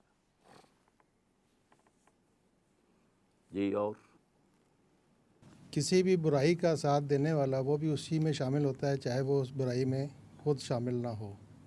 جس طرح بینک ہیں، اب اس میں ہم لوگ اپنے پیسے جمع کراتے ہیں، لیکن وہ تو اس پیسے سے بھی سودی کاروبار کرتے ہیں. کیا ہمارا ان بینکوں میں پیسہ رکھنا جائز ہے؟ میرے نزدیک بینک میں پیسہ رکھنا ایک تو ہو سکتا ہے کہ آپ نے وہ سیونگ بینک کا اکاؤنٹ رکھا ہو، سود لے رہے ہو تو حرام. اگر آپ نے فکس ڈپازٹ کیا ہے اس کے اوپر سود لے رہے ہیں تو حرام. البتہ یہ کہ اگر آپ کرنٹ اکاؤنٹ رکھیں تو میں اسے حرام نہیں کہوں گا، اگرچہ مناسب یہ بھی نہیں ہے، کیونکہ آپ نے جو بات کہی صحیح ہے کہ یو آر سپورٹنگ دیم. لیکن اب کیا کریں؟ ویسے بھی ٹرانزیکشن کے لیے بھی، کاروبار کے اندر پیسہ یہاں سے وہاں بھیجنا ہے، کیا کریں، کس طرح کریں؟ سروسز ہیں بینک کی، وہ جائز ہیں، وہ حرام نہیں ہیں. اگر آپ ٹی بھیجتے ہیں اور اس کے اوپر وہ کچھ پیسے جو ہیں اپنا کمیشن دیتے ہیں، جائز ہے. تو سروسز جائز ہیں. اگر وہ انہوں نے کوئی جو ہے وہ بنا دیے ہیں جو اسٹرانگ باکسز ہوتے ہیں، اور ان کے اندر آپ نے اپنے کچھ ویلیویبل لا کے رکھ دیے ہیں، تو جائز، آپ کرایہ دیں گے اس کا. تو اسی طریقے سے معاملہ. لیکن یہ کہ مناسب نہیں ہے. مناسب یہ ہے کہ آپ نہ رکھیں کچھ بھی وہاں پر. اگر آپ کے پاس کچھ ہے ہی تو بہتر ہے کہ اسے ریئل پراپرٹی کے اندر، ریئل اسٹیٹ کے اندر انویسٹ کریں، کسی اور طرح پہ رکھیں، سونا لے کر رکھ لیں، لیکن حتی الامکان کوشش کریں کہ بینک میں نہ رکھیں. آپ نے کہا کہ یہ سودی نظام ہے سارا بینک کا، تو جو لوگ بینک میں کام کرتے ہیں as a soft where engineer یا ایز اے کمپیوٹر آپریٹر، جن کا اس لین دین سے کوئی تعلق نہیں ہے، ان کو جو ملے گی سیلری، کیا وہ بھی حرام کی اس میں آئے گی؟ کہ میں یہاں فتویٰ دینے کے لیے نہیں بیٹھا ہوں. مناسب ہے کہ بینک کی سروس نہ کی جائے، میں یہ مشورہ دے سکتا ہوں.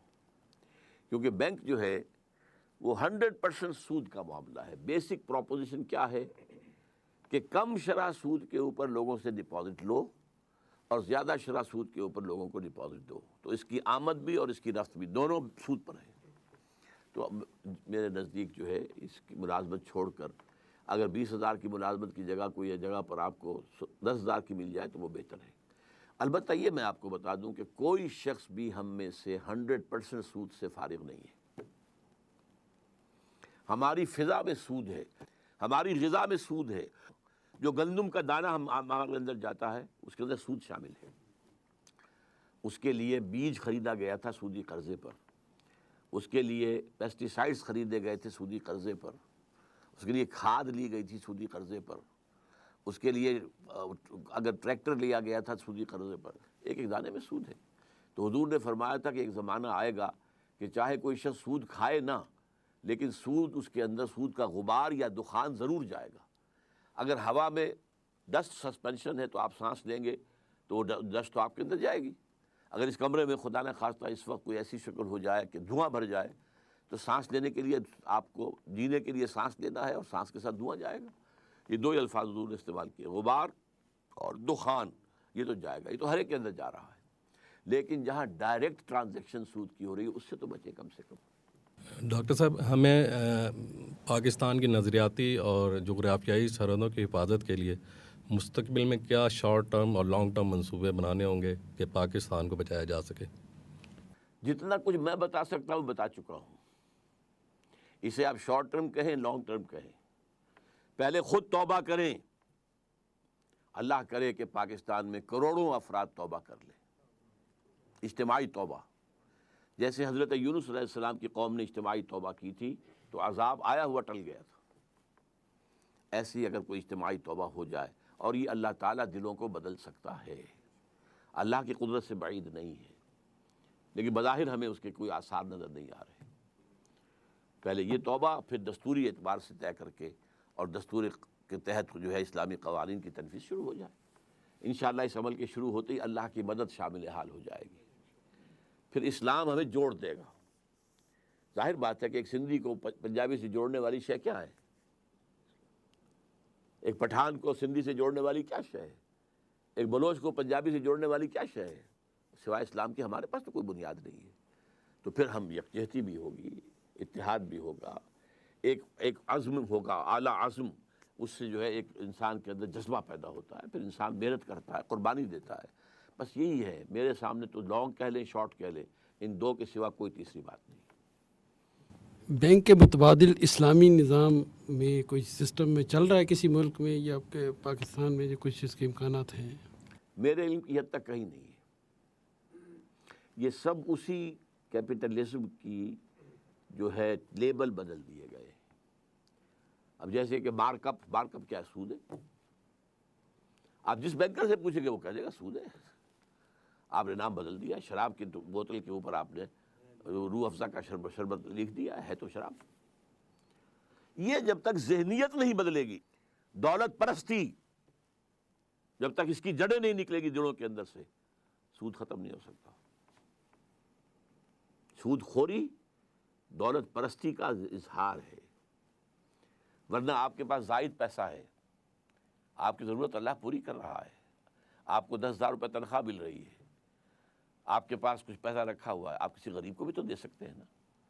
اللہ کے بینک میں جمع کرا دیجئے، وہاں تو 700 گنا ملے گا، اس سے بھی زیادہ ملے گا. آپ کسی اپنے بھائی کو دے دیجئے کہ وہ کچھ کاروبار اپنا شروع کر لے، کوئی دکان ڈال لے چھوٹی سی، کوئی کریانے کی دکان ڈال لے، اور اس میں سے یہ کہ آپ اس سے قرض لے لیجئے، قرض حسنہ واپس لے لیجئے. یہ بھی تو کر سکتے ہیں نا. لیکن جہاں دولت کی پرستش ہو رہی ہو وہاں پہ یہ کام نہیں ہو سکتا. ڈاکٹر صاحب، یہ جو ابھی ہم ڈسکس کیا ہے سارا تہذیبوں کا تصادم اور سب چیزیں، اس میں آپ کیا سمجھتے ہیں کہ پہلے ہمیں پاکستانی قومیت کو اجاگر کرنا ہوگا یا مسلم قومیت کو؟ نہ پاکستانی قومیت کو نہ مسلم قومیت کو. میری گفتگو تو قومیت سے ہی نہیں. اسلام کی بنیاد پر ہم خود بخود ایک قوم بن جائیں گے. اسلامی جو مسلم قومیت جو ہے ہمارا گول نہیں ہے، ہمارا گول اسلام ہے.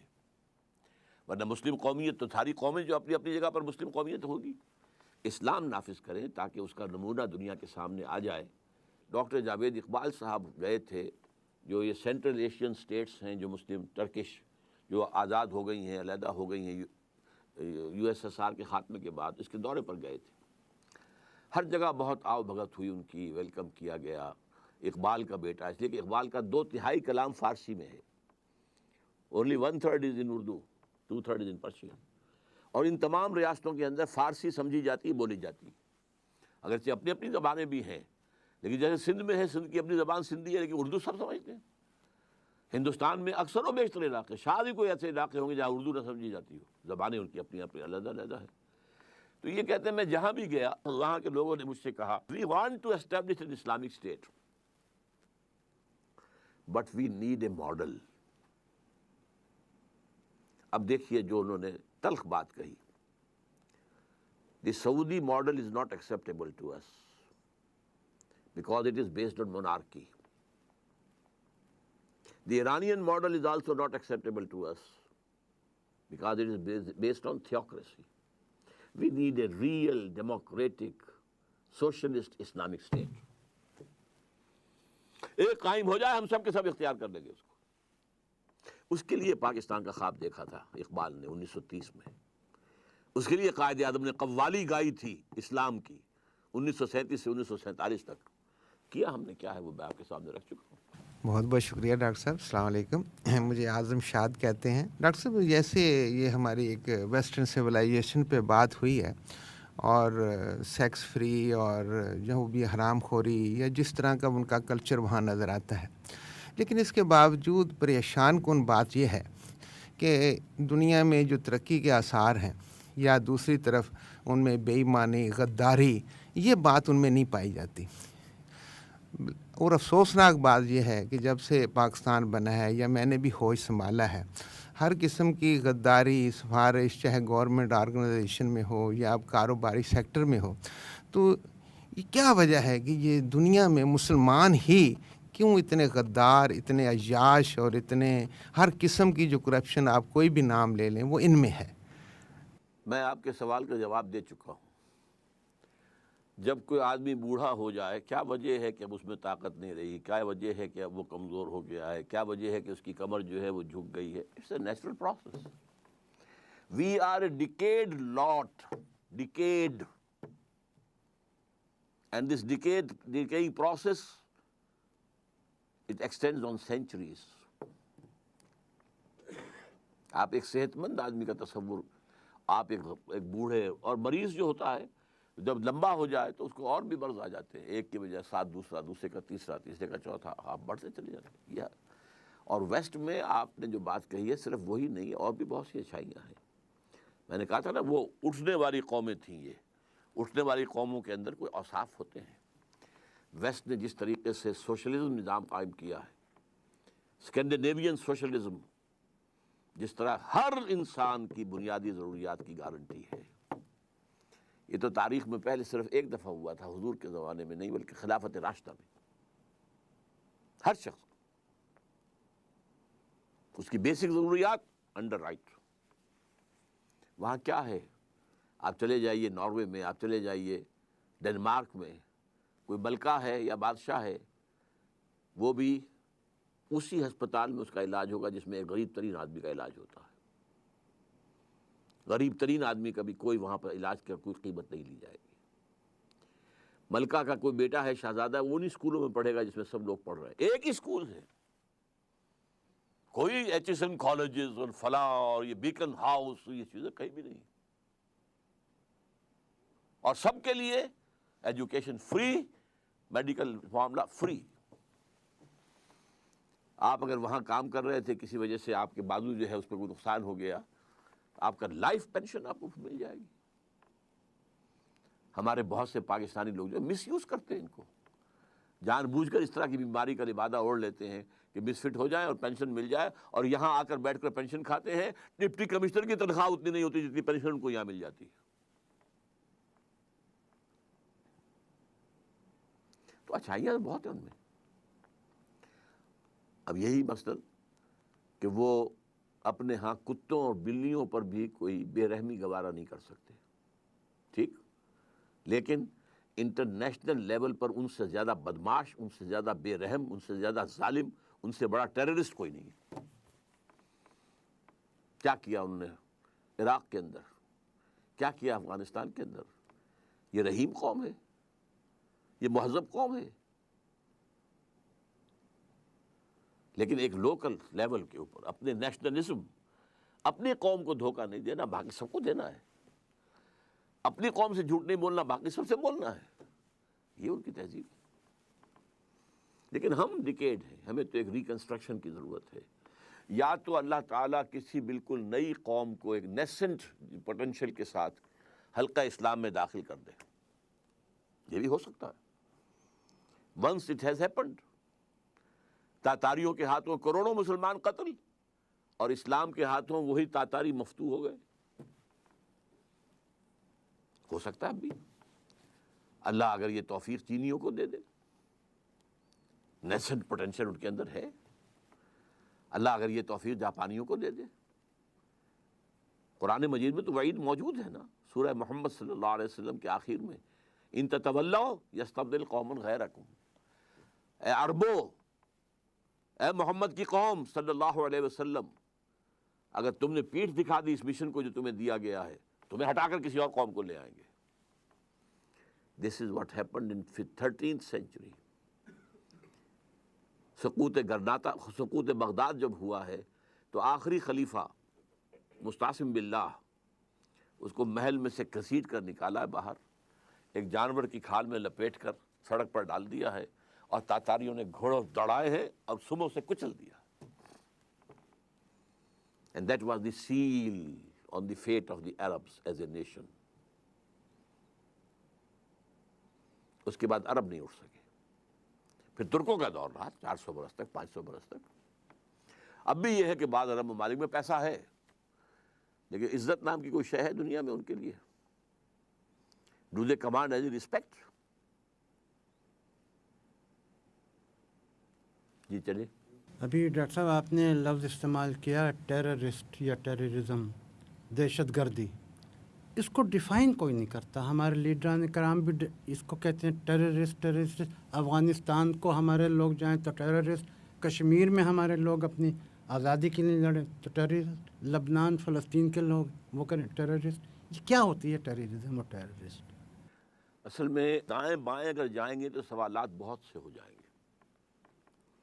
اصل میں تو جو گفتگو ہماری تھی کلیش آف سویلائزیشنز کیا ہے اور اس کے پس منظر میں پاکستان کا معاملہ کیا ہے، اس پر رہنا چاہیے. باقی ٹیررزم جو ہے، کون ٹیررسٹ نہیں تھا اس معنی میں؟ کیا امریکیوں نے برطانیہ سے آزادی حاصل نہیں کی تھی؟ کیا جنگ نہیں لڑی تھی؟ کیا سول وار نہیں ہوئی تھی؟ کیا الجیرینز نے فرانسیسیوں سے آزادی حاصل نہیں کی تھی؟ لڑ کر کی تھی. ایک یہ ہے، اور ایک وہ ٹیررزم ہے کہ جا کر کسی سول جگہ پر آدمی جو ہے اپنے آپ کو بم سے اڑا دے. وہاں مرنے والے تو سارے کے سارے جو ہیں وہ کمبیٹنٹس نہیں ہیں، وہ فوجی نہیں ہیں. میں اس کو بھی کنڈون کرتا ہوں، میں اس کو بھی یہ نہیں کہتا کہ وہ کنڈیم کرنا چاہیے، نہیں کنڈون، کہ اور کوئی راستہ نہیں ہے. کیا کریں؟ قوت کا فرق اور تفاوت اتنا ہے کہ آپ اوپن کنفرنٹیشن میں آ نہیں سکتے. کیا کریں فلسطینی؟ کشمیریوں کا معاملہ علیحدہ ہے. کشمیریوں کے بارے میں میری رائے یہ ہے کہ وہاں جو بھی انہوں نے شروع کیا ہے یہ انسرجنسی، وہ صحیح نہیں تھی پالیسی کے اعتبار سے. حق ہے ان کا، اگر وہ علیحدہ ہونا چاہتے ہیں اس کے لیے وہ اسلحہ استعمال کریں تو ان کا حق ہے، لیکن اس کے لیے بہتر تھا کہ وہ کوئی سیاسی تحریک چلاتے. اگر سیاسی پروسیس کے تحت 2 لاکھ کا ایک جلوس نکلتا اور اس کے اوپر گولی چلتی اور 200 آدمی مر جاتے، پوری دنیا میں تہلکہ مچ جاتا. اب کیا ہوتا ہے کہ ہندوستانی فوج کا ایک ٹرک جا رہا ہے، اس میں 10 12 15 جو ہیں وہ فوجی بیٹھے ہیں. آپ نے ایک گرینیڈ پھینک دیا، 4 6 8 10 مر گئے، کچھ زخمی ہو گئے، اور پھر آپ بھاگ گئے. بھاگ کے کہاں گئے؟ زمین کے اندر تو نہیں گئے نا، آسمان پر تو نہیں گئے، کہیں آس پاس ہیں. اب وہ اترتے ہیں، وہ تلاشی لیتے ہیں، گھر گھر تلاشی لیتے ہیں. گھروں میں جا کے انہیں حسین لڑکیاں نظر آتی ہیں، چھوڑ دیں گے وہ؟ لیکن کون لے کے گیا انہیں وہاں؟ آپ لے کر گئے. قربانی دینی تھی تو کھڑے رہتے سامنے. جب آپ بھاگے اب وہ تلاشی، اور جب سب تلاش کر لیا، پورا گاؤں جو ہے وہ دیکھ لیا، کوئی نہیں ملا، وہ پورے گاؤں کو آگ لگا دیتے. لیکن اس پر پوری دنیا میں کبھی بھی کوئی اثر نہیں ہوتا ہے. یو ڈیڈ اٹ، جو تمہارا کرتوت ہے. دیکھیے ایک ہی وقت میں ہندوستان میں اندرا گاندھی نے 2 پروونشل گورنمنٹس ڈسمس کی تھی. ایک آندھرا پردیش کی، وہاں جو کبھی ہوا کرتا تھا ایکٹر راما راؤ، وہ وہاں کا وزیر اعلیٰ تھا، اور ایک جو ہے فاروق عبداللہ تھا وزیر اعلیٰ کشمیر کا۔ آندھرا پردیش سے حیدرآباد از دی کیپٹل آف آندھرا پردیش، 2 لاکھ آدمی چل کر دلی میں پہنچ گئے اور اندرا گاندھی کے محل کا گھیراؤ کر لیا۔ یہاں سے نہیں اٹھیں گے، تم کون ہوتی ہو ہماری حکومت کو برخاست کرنے والی؟ We have elected it, who are you? وہاں سے نہیں اٹھایا اپنا گھیراؤ جب تک کہ لے نہیں لیا پروانہ کہ بحال کی جاتی ہے۔ اور یہاں کیا ہوا؟ فاروق عبداللہ کا بہنوئی بخشی غلام محمد پہنچ گیا، جی میں حاضر ہوں، اور کسی آدمی نے بھی کہیں کوئی احتجاج نہیں کیا۔ تو پولیٹیکلی ڈیڈ قوم، اس قوم کا ہیرو تو عبداللہ تھا، وہ تو پاکستان کا دشمن تھا۔ تو یہ جو کچھ ہوا ہے، it is the fall out of Afghan جہاد۔ افغان جہاد میں ہم نے سمجھا کہ چلو جیسے وہاں کامیابی ہو گئی ہے شاید یہاں بھی ہو جائے، اور یہ ہم بھول گئے کہ افغان جہاد کے پیچھے تو امریکہ بہادر تھا، یہاں کون پیچھے ہے؟ یہاں تو پاکستان بھی قسمیں کھاتا رہا، ہمارا کوئی ہاتھ نہیں، کوئی ہاتھ نہیں، کوئی ہاتھ نہیں، کوئی ہاتھ نہیں۔ کبھی کہنے کی ہمت ہوئی کہ نہیں ہم ہیں؟ تو یہ غلط اسٹریٹجی ہے کہ وہ انگلستان چلے گئے بد دل ہو کے سیاست سے۔ کچھ لوگ پرچار کرتے اس بات کا کہ وہ بد دل اس لیے نہیں ہوئے تھے کہ وہ مملکت بنانا چاہتے تھے، بلکہ وہ انگریز کے پلانٹڈ تھے اور انہوں نے واپس بلا لیا تھا، اور پھر انہوں نے کچھ حالات سازگار دیکھ کے تو انہوں نے کہا چلو تم ایک علیحدہ ملک کے لیے اسلام کے نام پہ شروع کرو۔ تو وہ دلیل یہ دیتے ہیں کہ ایک آدمی جس کو اس ملک کی جس ملک کو آزاد کرانا چاہتا ہے اس کی لینگویج بھی نہیں آتی، اور وہ کیسے اس ملک کا بانی ہو سکتا ہے؟ یہ ایک پرسیپشن ہے۔ میں محمد علی جناح عرف قائد اعظم کے بارے میں یہ بات سوچ بھی نہیں سکتا۔ اس شخص کے کردار پر، اس کی شخصیت پر، اس کے کریکٹر پر کسی نے انگلی آج تک نہیں اٹھائی، سوائے یہ کہ ولی خان مرحوم وہ کہیں سے جا کر لے آتے تھے کہ یہ انگریز نے جو ہے مسلم لیگ کو سپورٹ کیا، اور وہ صحیح تھا۔ انگریز جب تک یہاں رہنا چاہتا تھا ڈیوائیڈ اینڈ رول کی پالیسی اس کی تھی، لیکن یہ کہ سیکنڈ ورلڈ وار کے بعد تو انگریز نے طے کر لیا تھا کہ ہمیں جانا ہی جانا ہے، اب اتنے آؤٹ لائنگ ایریاز کو کنٹرول کرنا ہمارے لیے ممکن نہیں ہے۔ لہٰذا وہ ساری باتیں اپنی جگہ پر، لیکن یہ کہ قائد اعظم کا کردار کسی نے بھی آج تک انگلی نہیں اٹھائی۔ اس پر اختلاف کرنے والے ہیں، بہت سی باتوں میں میں بھی ان سے اختلاف کرتا ہوں، میرے نزدیک ان سے بھی غلطیاں ہوئی ہیں، لیکن یہ کہ ان کا کردار اور ان کی شخصیت کے اندر جو ہے ظاہر و باطن میں فرق نہیں تھا۔ اسی لیے اس نے مذہبی لبادہ نہیں اوڑھا، وہ بھی داڑھی رکھ لیتا کہ یہ تو مسلمان جو ہیں یہ تو مولویوں کے پیچھے چلتے، چلو میں بھی داڑھی رکھ لوں، کیا بگڑتا؟ نہیں، وہ جو کچھ تھا وہی رہا ہے۔ اس نے کوئی بھی اپنے اوپر جو ہے کوئی مصنوعی کردار جو ہے اپنے اوپر طاری نہیں کیا ہے۔ بہرحال وہ جو بھی کچھ تھا اس نے بھرپور کوشش کی تھی۔ دنیا مانتی ہے کہ ہندوؤں اور مسلمانوں کے درمیان کوئی معاہدہ طے پا جائے، لیکن نہیں ہو سکا تو مایوس ہو کے چلے گئے۔ اور مسلمانوں کے اندر ظاہر بات ہے کہ اس وقت تک مسلم لیگ جو ہے کوئی عوامی جماعت تھی ہی نہیں، یہ وڈیروں کی، نوابزادوں کی، نوابوں کی، سروں کی جماعت تھی۔ سر آغا خان اس کے مؤسسین میں سے تھے، نواب سلیم اللہ خان اور نواب جو ہے اسماعیل خان اور نواب زادہ لیاقت علی خان، یہ لوگ تھے اصل میں، یہ ان کی ایک انجمن تھی، یہ عوامی جماعت تھی نہیں۔ قائد اعظم نے آ کر اسے عوامی جماعت بنایا ہے، وہ سلوگن دیا ہے، قوم کے نفس پر ہاتھ رکھا ہے، اسلام کے نام پر یہ کھڑی ہوگی، لیکن اسلام ہی ڈڈنٹ مین اٹ۔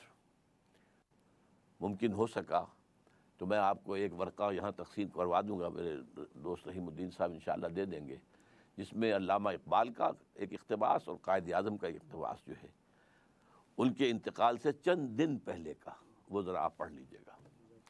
سبحانک اللہم و بحمدک نشہد ان لا الہ الا انت نستغفرک و نتوب الیک۔